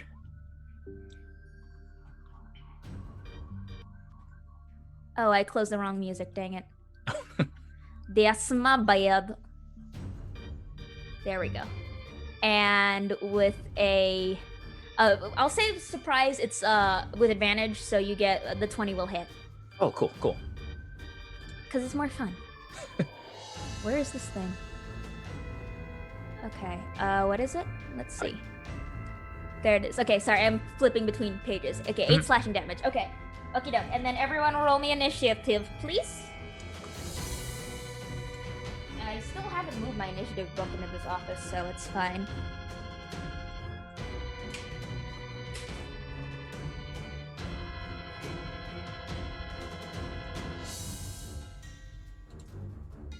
Okay, hold on. Oh man, everything is chaos here.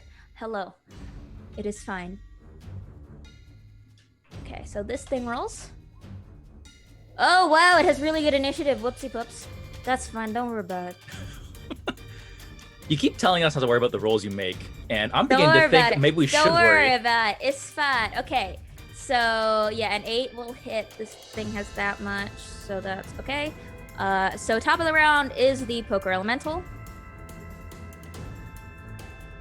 I spelled that wrong. That's fine. Then it's Matulun. Then Ronnie. Then Friday, and then Kilros at the rear. Okay. Cool. So, on Sixer's turn, it is going to. I'll say Ronnie, you're within melee. Everyone else is around. Everyone else is under. Everyone else is not within melee, so you're within 15-ish feet. Mm-hmm. So it's going to attack Okay. Ronnie, and it makes 2 attacks. Does a 16 hit? 16 hits, yes. Okay. That's 15. Wait a minute, is that right? Yeah, no, that's right. It just rolled really high on its damage. That's 15 Perfect. bludgeoning. And then another attack. 16 again will hit. 12 bludgeoning. All right. That sends Ronnie figuratively flying. Okay. Really, really hurt.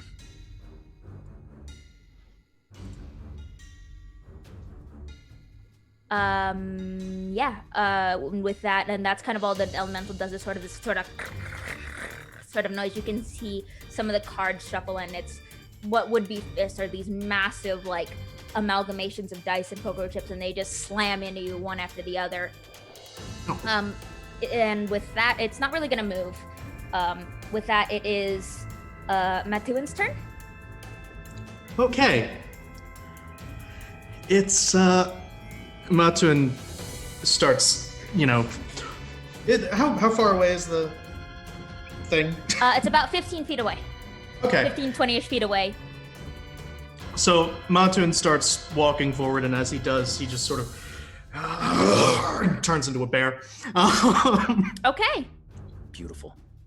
All right. That's a bonus. Is Wild Shape a bonus action or an? I believe it is. Yeah, because I have combat wild shape, so it's a bonus Okay. action. Okay, cool.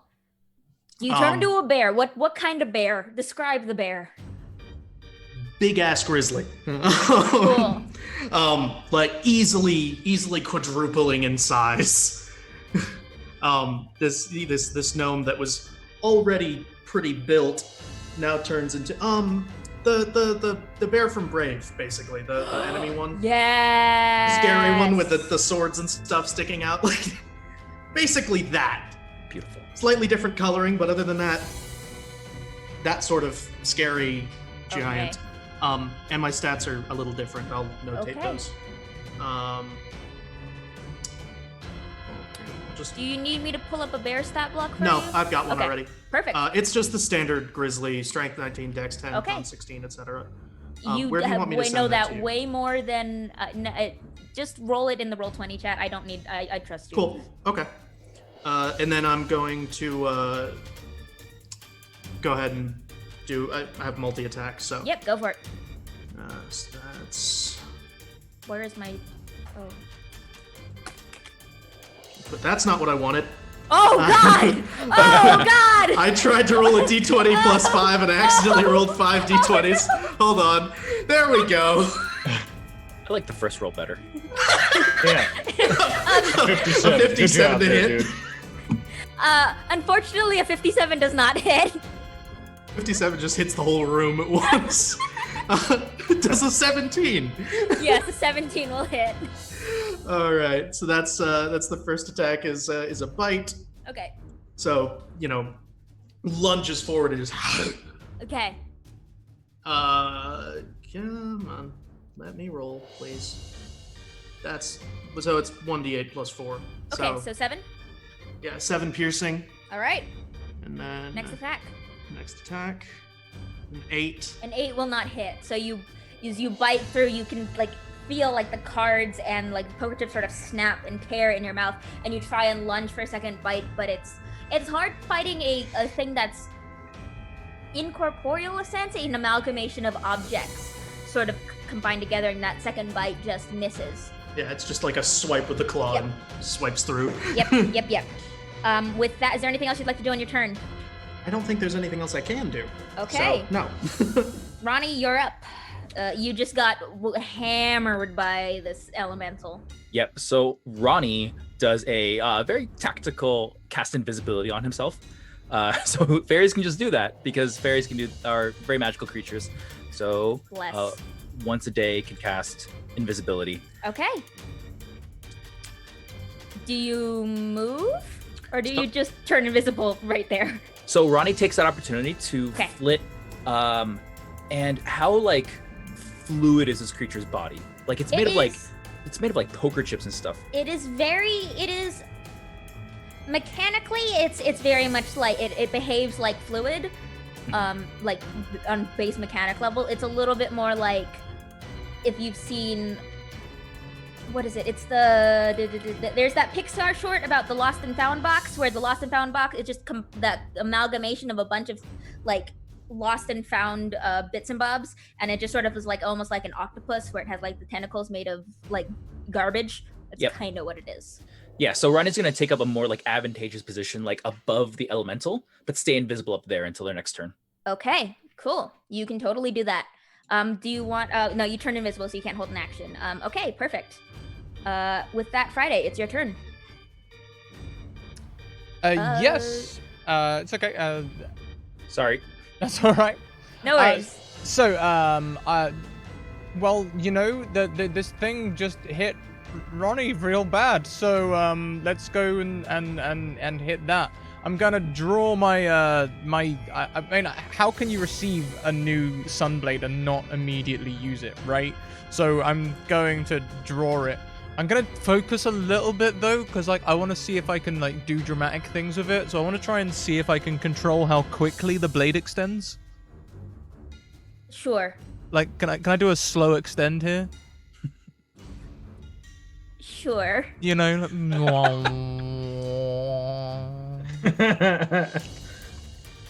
Friday is quietly happy with herself. She'll never talk about this, but internally she's having a big success. And she's going to attack the chips. Let's attack. Hold on, I have to type something in chat, and I'm moving a little slower. Sorry, someone was asking what this creature is. It's fun. Yeah, you can very slowly extend it out. I will say with the slow extension, you do have a little bit of, oh my god, Friday, I'm so happy you're getting to use me. Oh my god. You're ruining a moment. Darling, this is my moment too, you know. Sorry. I'm very tempted to put her away and use a javelin. But I will attack the chips with Sunny for now. Alright, yeah.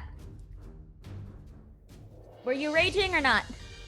I didn't declare it, but you know what? Would you like to I also didn't. retroactively?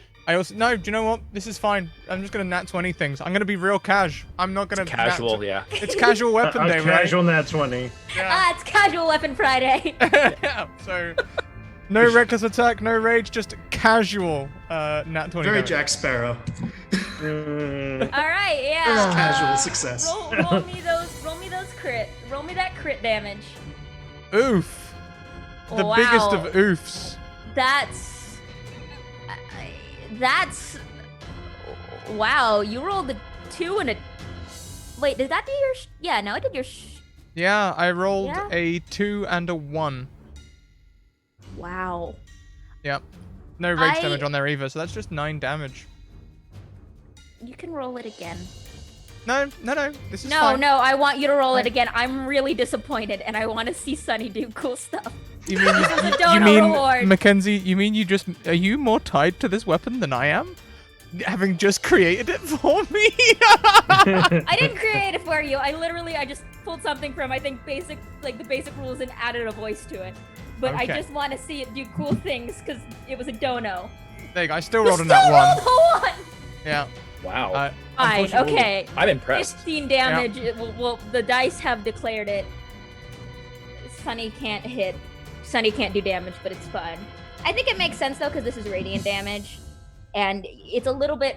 You are able to hit, and you're able to hit critically with it, and it slices through this thing with ease. But as it sort of swings through, you're not used to how light it feels, and that last sort of force swing kind of goes a little bit far, and you spin a little. But you're good. You can make a second attack. Oh yeah, I forgot about that. Yeah.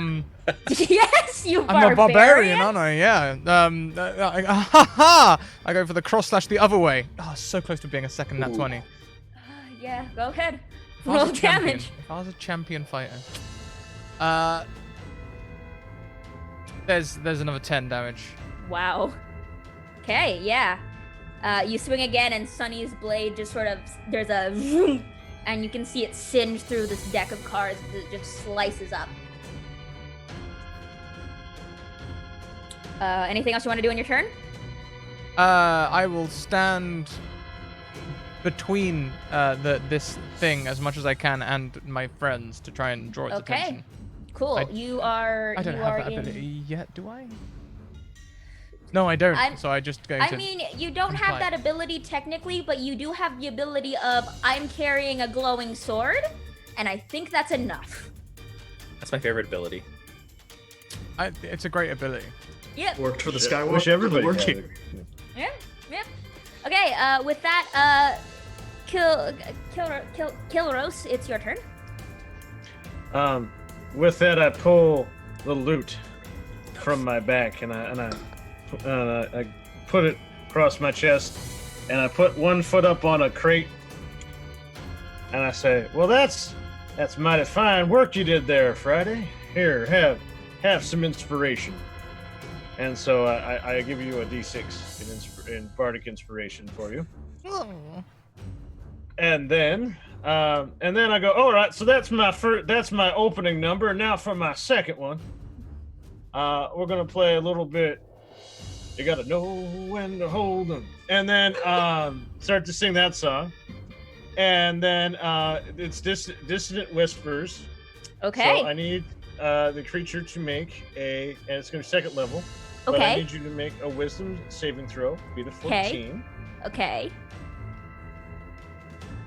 Does it have no? Okay. Well.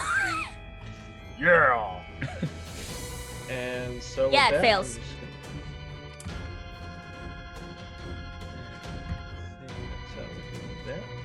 gonna- Or how do you do that? Roll 46 You're gonna do /R. /R. Yeah.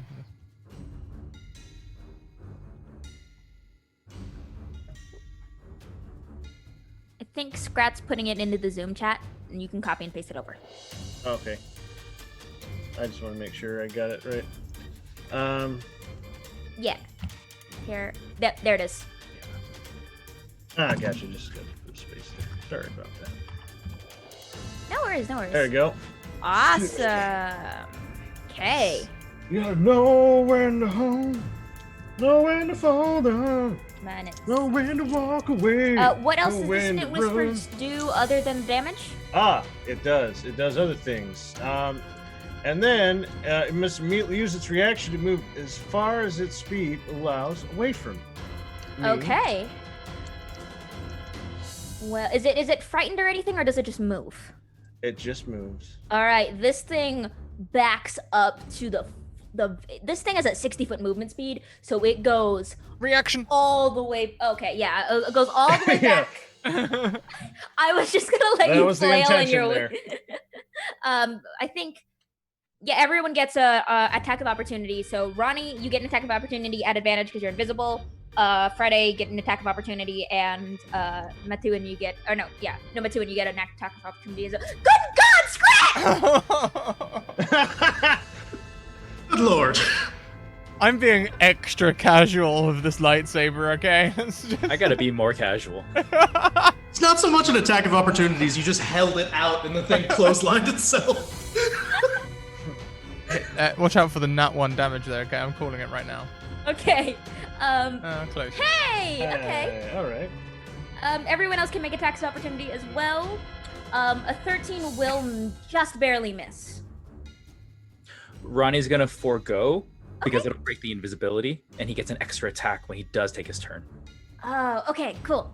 Then in that case, 17 damage is, this thing just runs into your sunblade. Real cash. I'm not sad about it. Cool. Goes to lean on the blade, falls through it, takes radiant damage. Yeah, speaking of which, Friday, can you roll me a D8? I can. Oh boy, Ronnie remembers this one. Oh, cool. Cool. I think I know what that is, but let me check. I wasn't no, rolling. I wasn't rolling reckless or anything. Oh, yeah, no, I know. Oh, this is the other table, the opportunity No. table. Nope. Oh, wait, yes, No. it is, but that's a D6. Roll me a D6. This D8 was for something else. Cool. A D6. Okay, I need to pull this. Why did I pull it up in here? Okay. I will pull up your opportunity attack table. Oh, I can't Actually, because it was a remember. crit, I'll let it happen. We'll just say it happened. I forget you have to roll for your attack of opportunity. I forgot as it's well. Fine. Don't worry about it. We were relishing in the crit, and that's totally fine. Okay, cool. Cool. I gotta roll something else. Don't worry about it. It's fine. How many of these show up? The more you say don't worry about it, the less I worry about it. It's weird how that happens. Where do these go? I am Okay, so don't worry calm. about it. That's fine. Okay, so they're at the bottom of initiative. Casually So, scared. Shall I As say that? this thing Casually sort of scared. moves, you can see as it moves back into out of fear, and it moves back into the wall, the very back of this basement. You can see bits of it sort of almost dislodged from its form, and you can see these three sort of amalgamations of almost like cigar smoke, sort of these, again, that same sort of like rubber hose like thing sort of curling at the edges with that swirling sort of dark putrid looking smoke. And so there's these three sort of ashy sparking smaller elementals that have joined into the fray. They don't go until the end of the of initiative though, because they rolled like garbage. It's the poker elemental's turn, and can it move back towards you, or did it just immediately like move? All right. So the reaction was to move as far away as it Yeah. allows. Yeah. And that is it. Yeah, it can move. Okay, It can okay. come back. Cool. It's angry, so it's gonna move back, Oh, and I you didn't can mean to see do it that. Sorry, guys. almost. It as it comes back towards you, it like grabs at the wall, sort of like moving and tearing its way back into the center of the room. As it bears down, there's this sort of and these a barrage of these sort of reddish glowing spectral cards sort of fling out around it, and it is going to use its whist ability. Gambit, is that you? And I need everyone to make me a DC 15 Constitution saving throw. Oof. Yeah, Ronnie. Yeah, Ronnie. Yeah, Kilros. Yeah, Scrat. Yeah, Friday. Oh. No. There was a whole thing going on there. You didn't pick Oh up wait, on that it. was the wrong. That was the wrong modifier. I was though. like, I that just seems realized. like not a bear. Yeah, hold on. I clicked on the thing. Oh wait. No, it's the same. Okay. My con and the bear's con are the same. Okay. So, combo Well- breaker then. Yeah. Combo breaker. It's okay. This cool. character literally exists to take damage. Okay, cool. Good. Cool.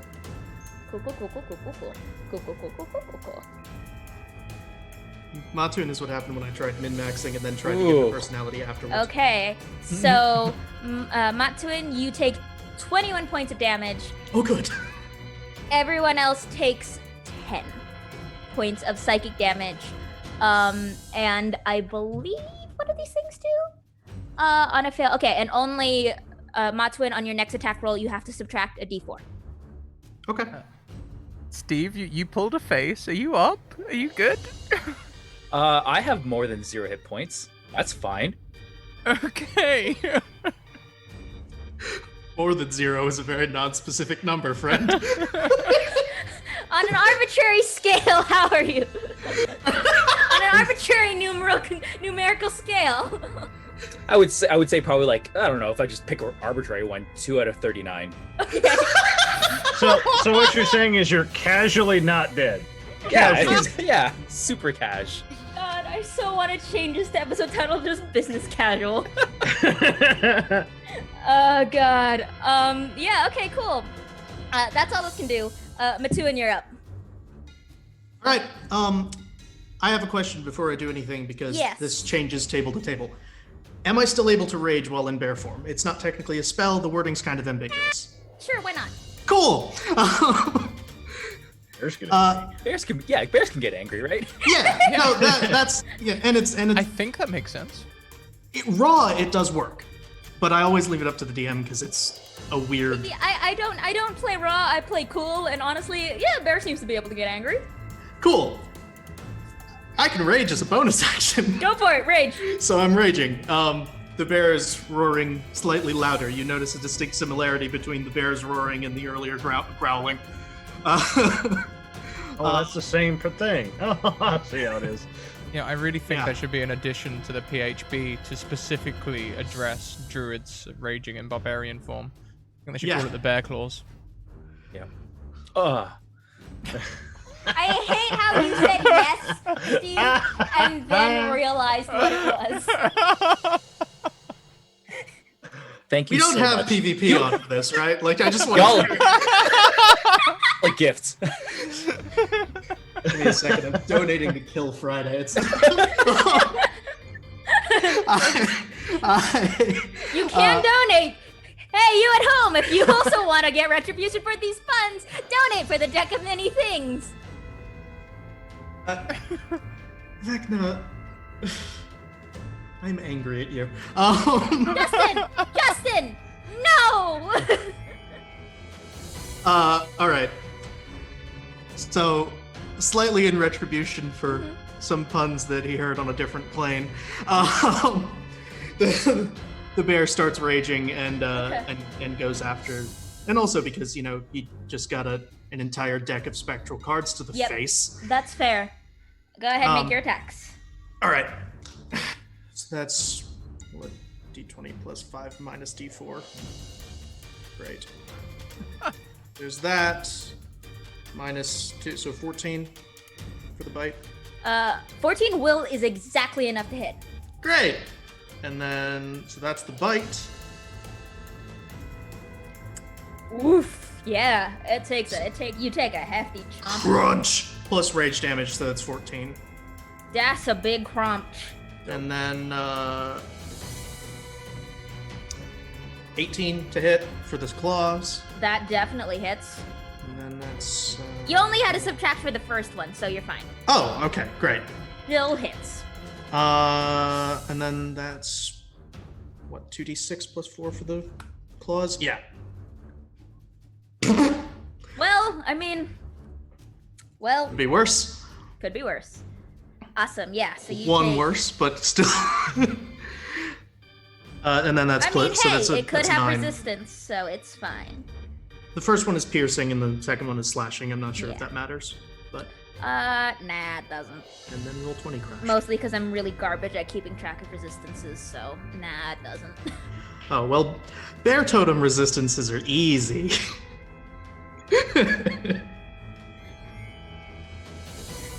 They're everything. All right, yeah. So anything else you want to do on your turn?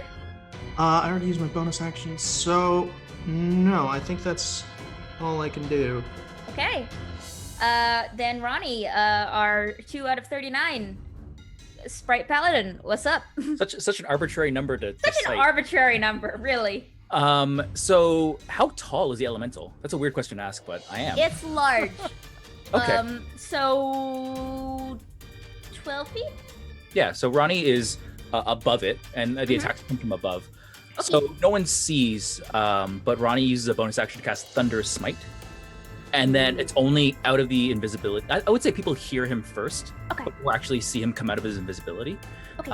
But Ronnie goes ahead and he attacks with his great sword. Yeah, there's the rolls. Yep. So we'll attack. You know what? He's got the spell slots. He's gonna go ahead and use a level 2 smite on this Okay, one. go ahead. So first the damage. Uh-huh. Oh, you know what? I should roll them all at the same time. So that's all together. So 9, 9, 7 is 25. 18 plus 25, yep. And also they have to make a strength save at this moment in time. Otherwise be thrown 10 feet away. Okay. The DC is 13. Does a 19 make it? Yes, it does. Okay, That's okay. This drum hits twice. go for it. Uh, This thing is... 15 will hit. Oh, great. So we do this, and Ronnie's going to turn into a second smite as well. Go for it. Ronnie gets to re-roll ones because of their great weapon fighting, which works here. Go for it. Reroll. Re-rolls 2s as well because D&D loves 1s and 2s to not exist. God. Why? Why? Okay. You're doing really good with the incremental rolls today. Yeah, we're going through a sequence here. It's casual. But I didn't add strength to that, so I'll go ahead and add it to my extra damage here. And okay, well, there it is. Okay, cool. So is that 15 total? 15 plus 4? That'll be 15 total on the second attack, plus 4, yes. Okay, so 19, 25. Okay, good. This thing is looking, as you dive down and you hear this sort of, I can almost see you like diving through because this thing is an amalgamation of things and it just, as you dive through in the center, there's that thunderous sort of boom and you send like cards and poker chips sort of scatter. Yeah, and I think the second attack, Ronnie like shoots back up, kind of making like a second line with that booming sound. And Ronnie's smites make the room smell like rose petals and rose water. And I do need the elemental to make one more strength save. Okay. Come on. 12 was just fails. So this creature must move 10 feet away as they're pushed away by the thunder. Everyone else gets opportunity attacks again! Yay! Yes. Ronnie can't take one. He used it to cast a spell, but that's okay. That's okay. He believes in the rest of us. I fight for my friends and barely. 14 will hit. A 14 will hit. Super casual. I'm gonna do that as a bite. A 13 will not. Okay. +2, so. Okay. And a 5, unfortunately, will not hit. I just Why did you play say music. it? I'm blaming Steve. You said I believe in my team, and then look at what happened. I got nothing. Put that Stop rolling with me. Okay. I don't react well under pressure. Come on now. With that, Friday, as you swing wide, the bite from the bear catches one of the arms of the elemental as it moves back. Friday, it is your turn. You're up. I would like to rage. I don't like missing. That's the first miss I've had. Clearly, that means that all of this time being casual hasn't been working. So I'm going to bring the fury of the law down on these chips. I'm going to recklessly begin slashing madly at them with this saber. It kind of, I guess it might look, I mean, I don't think this scene's ever been done. It might look like someone slashing wildly at an inanimate object, perhaps, in a rage. I mean, I don't think that's been done. Very gruel. Boom! What an insult. Okay. Scrat, can you, I don't know, stop? Could you, like, maybe, I don't know, not? Oh, I should have left the rage damage on that one. So that's another 17 damage. Oh, okay. There's my wild table thing, and then Okay, it's not 4, so it's okay. do second attack. Boom!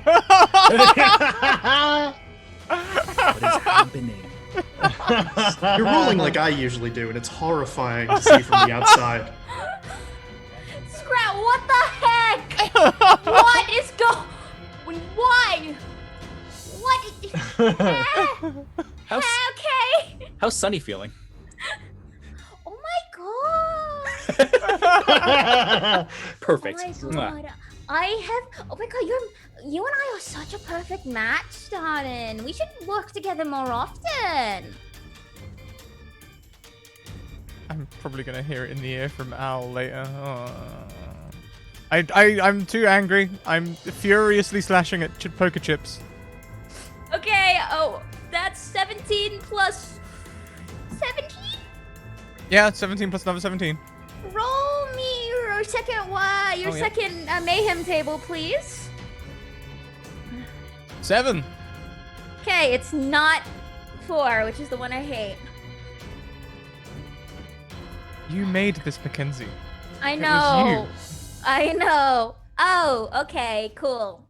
Well, let's do what's the second one was 7? 7, okay. Okay. So as you slash, we'll do 7 first. So as you slash the you can see almost this, from this glowing blade, you can see some of the light almost form like polyhedrals around the bits and bobs of this elemental, and it crystallizes and hardens, almost like forming a glass case around this thing. Until the end of your next turn, the target's AC is reduced by 3. Nice. And then there is a flash of light with the second attack, as it, like, the glow of your blade and that hum sort of slices through the air, and you and the elemental swap positions.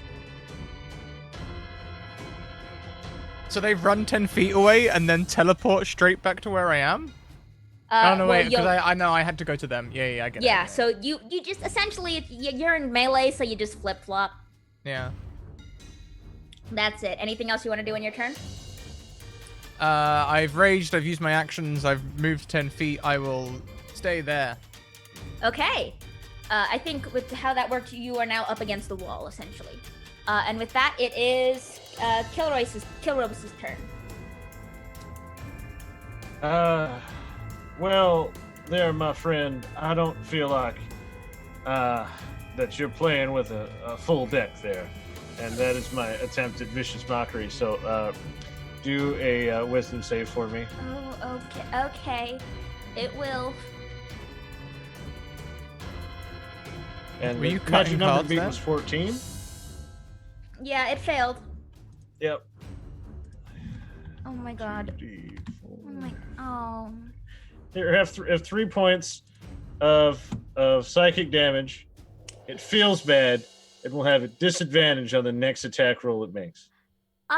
It won't, because this kills it. Please describe. I killed Yes. it with an insult. Please describe how this looks. Cards And I in a just, nutshell. I walk up to it. I'm just looking at it and go, look there. I just don't feel like you're playing with a full deck anymore. And then the thing looks at me like, why did you say that? Why? And then just, Why? How could you? and then just falls apart. It looks like a house of cards crumbling as it just Yeah. sort of literally folds in on itself. Very sadly. If there is no, like, explosion or it's just this very sad, like, and it just deflates. So the poker elemental folds. Yeah, that was what I was It going folds. for. Okay. That was what Just I was making going sure. for. Thank you. Ladies and gentlemen, I think we have a muck. Muck its cards. I'm in pain. I didn't realize you were such a card shark, Killers. I've meant to play a hand or two. Well, yes, you really cut the deck at the end there. Yeah, you know, it always happens right around the turn. I hate all these jokes. Can we just call a spade a spade? And suddenly the basement caves in on everyone. Yeah, I respect that. I understand. I can't believe y'all made me make that joke twice in a session. I never make that joke, and you pushed me to the point where I made it twice. I did not do this. And ladies and gentlemen, my name is Kilros. I've been here for longer than I should have been, and I need to leave. Okay. And he puts his guitar back up. And... Cool. Yep. Plays some classical gas as he walks up. I wonder if sounds this thing exactly. was sent by the Queen. Are you going to look through it? Are you going to loot its body? This is with some of the Queen's waste, then I should probably look. This might be a royal flush. Freaking. I'm No, it's so fine. happy. Oh, no. This is fine. This is fine, Scrat. Don't worry about it. It's fine. Looks She was like you got already in nothing pain before the session. Why? got nothing but aces there, buddy. I would like to look through the cards, yeah. Okay, roll me an investigation.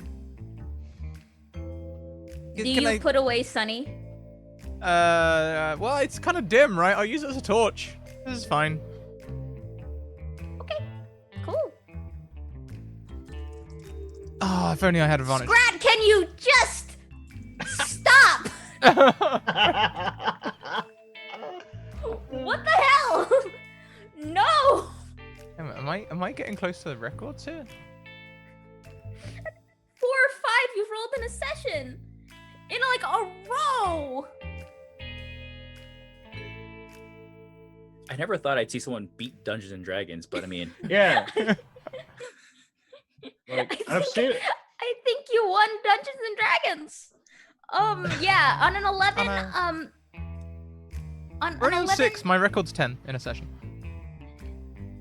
well, that's concerning to hear. Let's go. go. Cool. Well, I gotta make you make 4 more rolls in this session then, cool. So, yeah, on an 11, you're kind of, everything's a little bit charred. You can't really get anything, you can't really get anything, like, substantial, but amidst the cards and the dust and sort of that scent of, like, dispersed cigarette smoke, you can catch a couple of the card backs, and they have that sun and the moon symbol on the back. But the moon is always higher than the sun, which is very different than what what you see with 12 and the girl and most of the numbers you've encountered before. So It's I really know important. that this is important. Yes.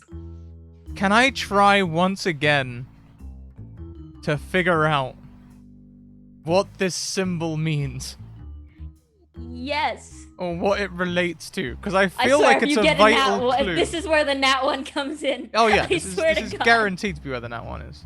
What am I rolling?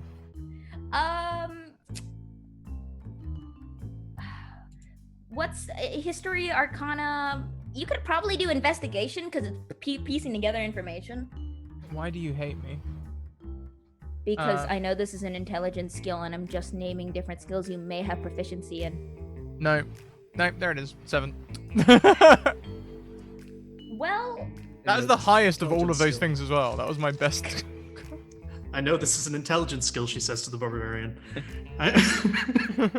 to be fair, intelligence is not what it is. You'd be surprised with some of the stats. Let's see. On a 7, well, you've noticed that there are 2 versions of the symbol that you've seen. They all have the same sort of orientation, half a sun, half a moon. But sometimes the sun is higher than the moon, and sometimes the moon is higher than the sun. You've made the connection that most of the numbers you've encountered, especially like 12, and those individuals, like 12, Grandma 3, 5s, 10, they all had that symbol, and the sun was always higher than the moon. But whenever you see things that relate to the queen, the moon is higher than the sun.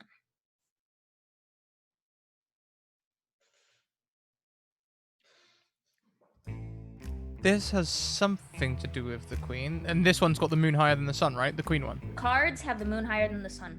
Yeah, this is something to do with the queen. It was a royal hand.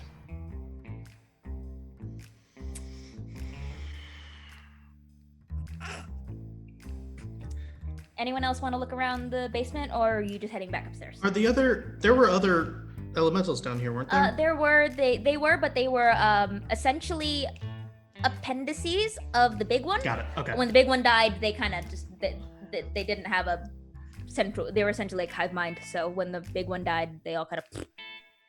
I was worried that they all were skittering off and going to surprise us. Why would I ever do something like that? Suddenly, you feel a cigar burn in your arm, and it's.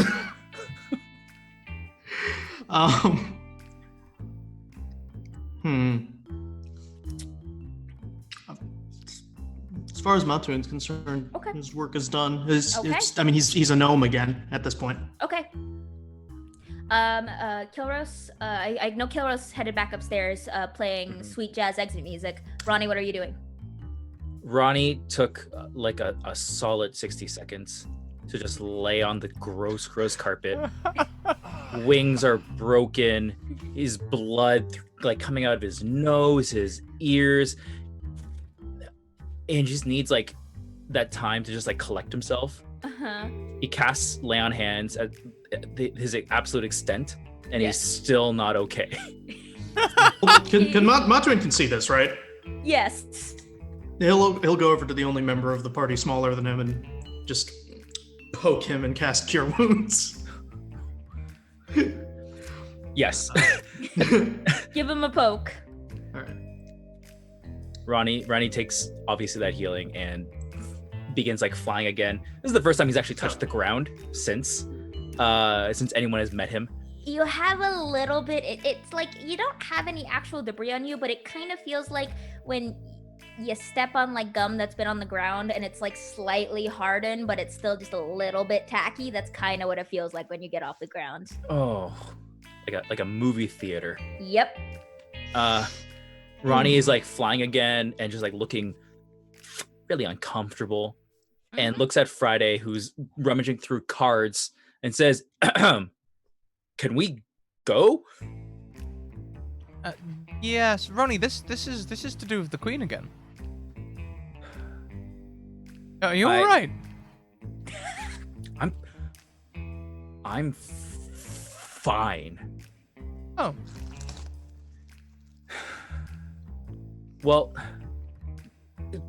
take whatever it is about the Queen that is of interest here, but look, the sooner we go back upstairs and the sooner we say that we dealt with this, the sooner we can leave this place and never, ever, ever come back. Yeah. You know that Sixer had a good point about the Queen making the laws. I wonder if they're written somewhere, if we can find any loopholes or anything like that, and take advantage of the regal system.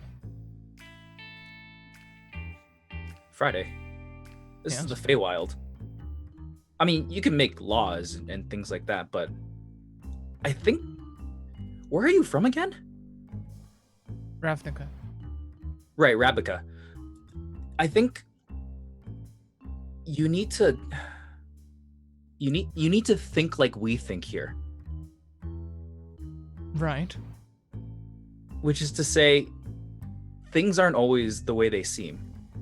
Yeah, you can write something down, but that's not always the way it's going to be, and it doesn't mean that it's going to be that way forever. Am I making sense? I got hit really hard in the head. Yeah, no, that does make sense. You sure you're okay? I need another strawberry. 12 sort of like looks over at you, sort of cocks their little mechanical head, and then sort of nips at your wing and casts Cure Wounds. If I can pull up 12's gosh darn character sheet. Where is that bird? Oh, there it is. I really like that you have a speak and spell parrot on your shoulder at all times. Yep. Hey, I love you. You are better now.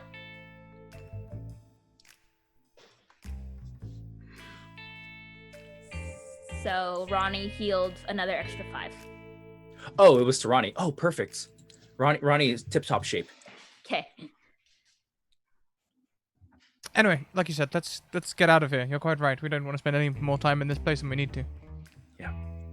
And as you all kind of emerge back up into the top room, the roulette room, the door again does that sliding behind you. Less violent this time, and you can see, and this time the room doesn't spin. and you can see Sixer sort of sitting. It's very much the draw me like one of your French girls pose on the desk. Just sort of lying there like, well, that was quite something. I heard it. Kilros walks right up to the desk where the wine was and just pours himself a drink anyway. Just Yeah, have at it. You took care of my little problem, so deal's a deal. Take what you want. I assume you, points to Matuin, you got your those shiny things back. You got those back, right? Yes, I did, and this was much more fun than the games I lost them in. Good, I'm glad. You're welcome to play another game with me anytime if you like. I'll consider it. And you, hun, and sort of like leans over, and their arm sort of extends out again, impossibly long and impossibly rubbery, and holds out their necklace, that 6-sided die that only has 6s on every face. I believe you got this. Thank you. I take the necklace. It dissolves in your hand like the others did, and you can feel the glow sort of return to the watch around your wrist. Watch around your wrist. There we go. Words. Hell. Wristwatch. Yes. Right. Well, if that's it, get out of my office. Thank you Fair very enough. much. A pleasure. Right. Yeah. And also, nah, don't worry about it. I'll tell her myself.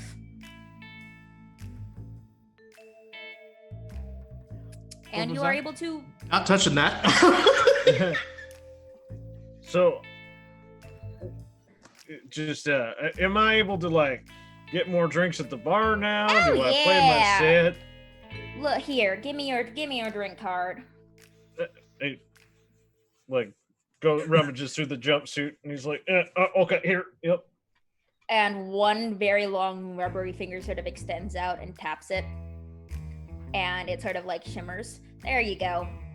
Drinks on the house. Mighty obliged. Winter chicken dinner, and he leaves. Matuin, you can also take the bottle of wine if you'd like. Oh, he did. He didn't even ask. He told me yes.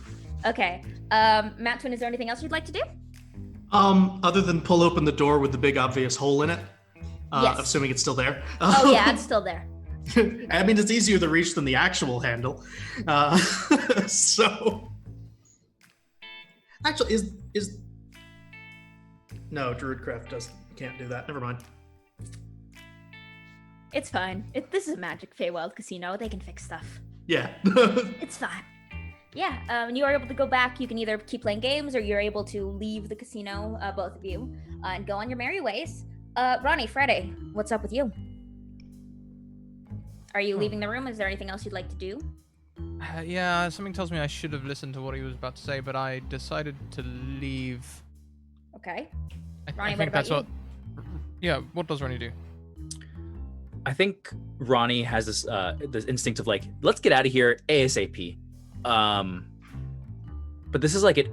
Like I think something like resonated with Ronnie, and Ronnie kind of stops at the door and turns back and says, "You said you know the Queen, right?" Yeah. She and I are good friends. Go way back. What kind of favor would it take for you to just, put in a good word for me? Roll me a persuasion check.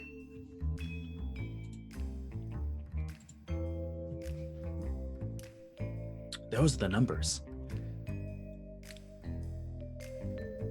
And you can see this sort of face, this sort of pallid face with this slick back black hair, and it's had sort of a playful grin on it before, but now it just grins and it sort of stretches across its face, curling almost up to his eyes. Don't worry, I think your little escapades with that one, and points to where Friday had left, is well enough. Oh, boy, that sounded. Hey, And Ronnie just leaves. That's enough. That's enough of all of that.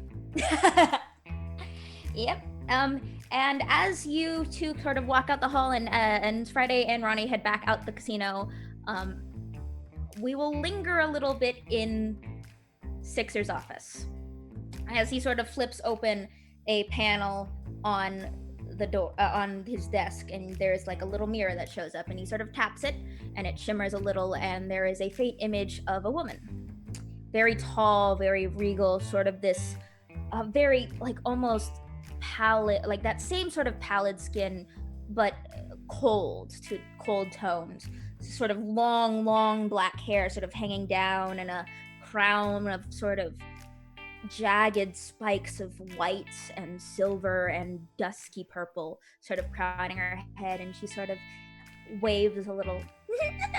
So, darling, did you see my little plaything? Did you have fun? Did they help with your little problem? And Sixer sort of leans over in their desk and goes, yeah, you're right, Queenie. That new one you got sure is something special. Think she's headed your way next. And the last thing that we hear before the episode ends is that very, very familiar sort of come from the Queen. And that is where we're ending today's episode of Downside Up. Yay! Well, everyone, my goodness, thank you so much for coming along to the show today. It's been wonderful playing with you all. We have some things to wrap up with. We'll go around and say goodbye to everyone, talk about our sponsors and stuff, and then there'll be a short break before Shards of Cerberus tonight.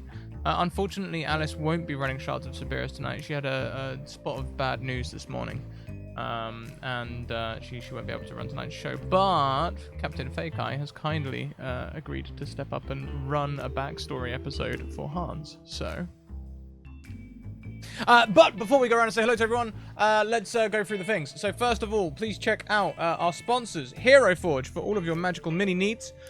Check out the Deck of Many for all of your Deck of Many things / Humblewood requirements. Check out Dungeon Fog for all of your map wants. Create your own maps, get DM notes and all that sort of stuff. And also check out Mageham Press, who bring you this episode of the Fae Folio. This is the Fae Folio expansion for 5e that we've just been playing. All of their PDFs are currently 25% discount. Also check out our social links. We have Discord, Twitter, and YouTube over there. Now, Discord has gone through some massive changes in the last couple of weeks, and do not be alarmed if you come in and you can only see social chat. That's because now it's opt-in server. You have to come and opt in. Go and click on the thing to say you agree to the code of conduct and all of that good stuff. So do head over and do that if you haven't already. Let's go around and say goodbye to everyone. We'll go the opposite way around and start with Mermetal Bard. Hey, this was a lot of fun. I'm Mermetal Bard. You can find me on Twitter at Mermetal Bard. I'm on Off the Table every other Thursday playing Good Society, which is a lot of fun. And I'm on Twitter. I'm mostly doing random music things. Yeah, this was. I'm so happy with this. Getting to play this character is it's always fun. It was absolutely fantastic. Thank you so much for bringing your character along. Next around the table we have Zort. Yep. I always have fun playing with you guys. Thank you so much for bringing me back on here. My name is Justin, but I'm at Zort1 on Twitter. And you can follow me there. As I said, I play on Impact RPG. They're playing a game right now. Check them out if you want to. Of course, stay here, watch all the good programming here, but we have good programming there too. And so I participate there, but if anybody needs me, you can always give me a shout out. I'll be right with you. Fantastic. What was that channel again? Impact RPG. That was it. There we go. Next around we have DM Steve. It's me, DM Steve. You can call me Steve. You can find me on Twitter at DM Steve. You can also find me as one of the cast members on Asians Represent, which is a podcast that focuses on Asian representation in all kinds of media. We focus a lot on tabletop RPGs because a lot of us are really passionate about it. You can also find my very first publication inside unbreakablerpg.com. Unbreakable is an anthology that is 10 one-shot adventures, all Asian inspired, written, illustrated, all by a full Asian cast. We're very, very excited about it. And absolutely check it out and let me know what you think. I've been loving all the tweets and content about around that as well. It's been amazing. If you could chuck the link back in chat again, that would be amazing. I'd love for people to go and check that out. Please. And last but most certainly not least, Mackenzie Lane. Hi. I'm Mackenzie Lane D on Twitter. I always have fun running through Feywild Chaos. I don't think I've ever laughed as hard during an episode, and this was absolutely amazing. But you can find me over on Mackenzie Lane Day on Twitter, usually screaming into the void about graduation, TTRPGs, and other fabulous things. As an independent TTRPG content creator, you can find me as one of the co-designers for MCDM's Kingdoms in Warfare, which is about to hit first phase of playtesting. You can also find some of my work over on D&D Beyond, and you can find me diligently working away as the lead writer for Islands of Sina Una, a 5e setting based in pre-colonial Filipino mythology. And yeah, you can also find me here and maybe other places soon. Yeah. Indeed. Here and other places soon. With pictures like that. What more do you need? See, I was missing an S. There we go. Got it. There we go. So yeah, go and check out all these wonderful people's wonderful things. There's loads and loads of cool content for you all here to consume. We are going to go and take a break now. We will be back in around 30 to 40 minutes with an Eberron one-shot. We look forward to seeing you then. And until next time, everyone, keep on evoking emotions. See you later.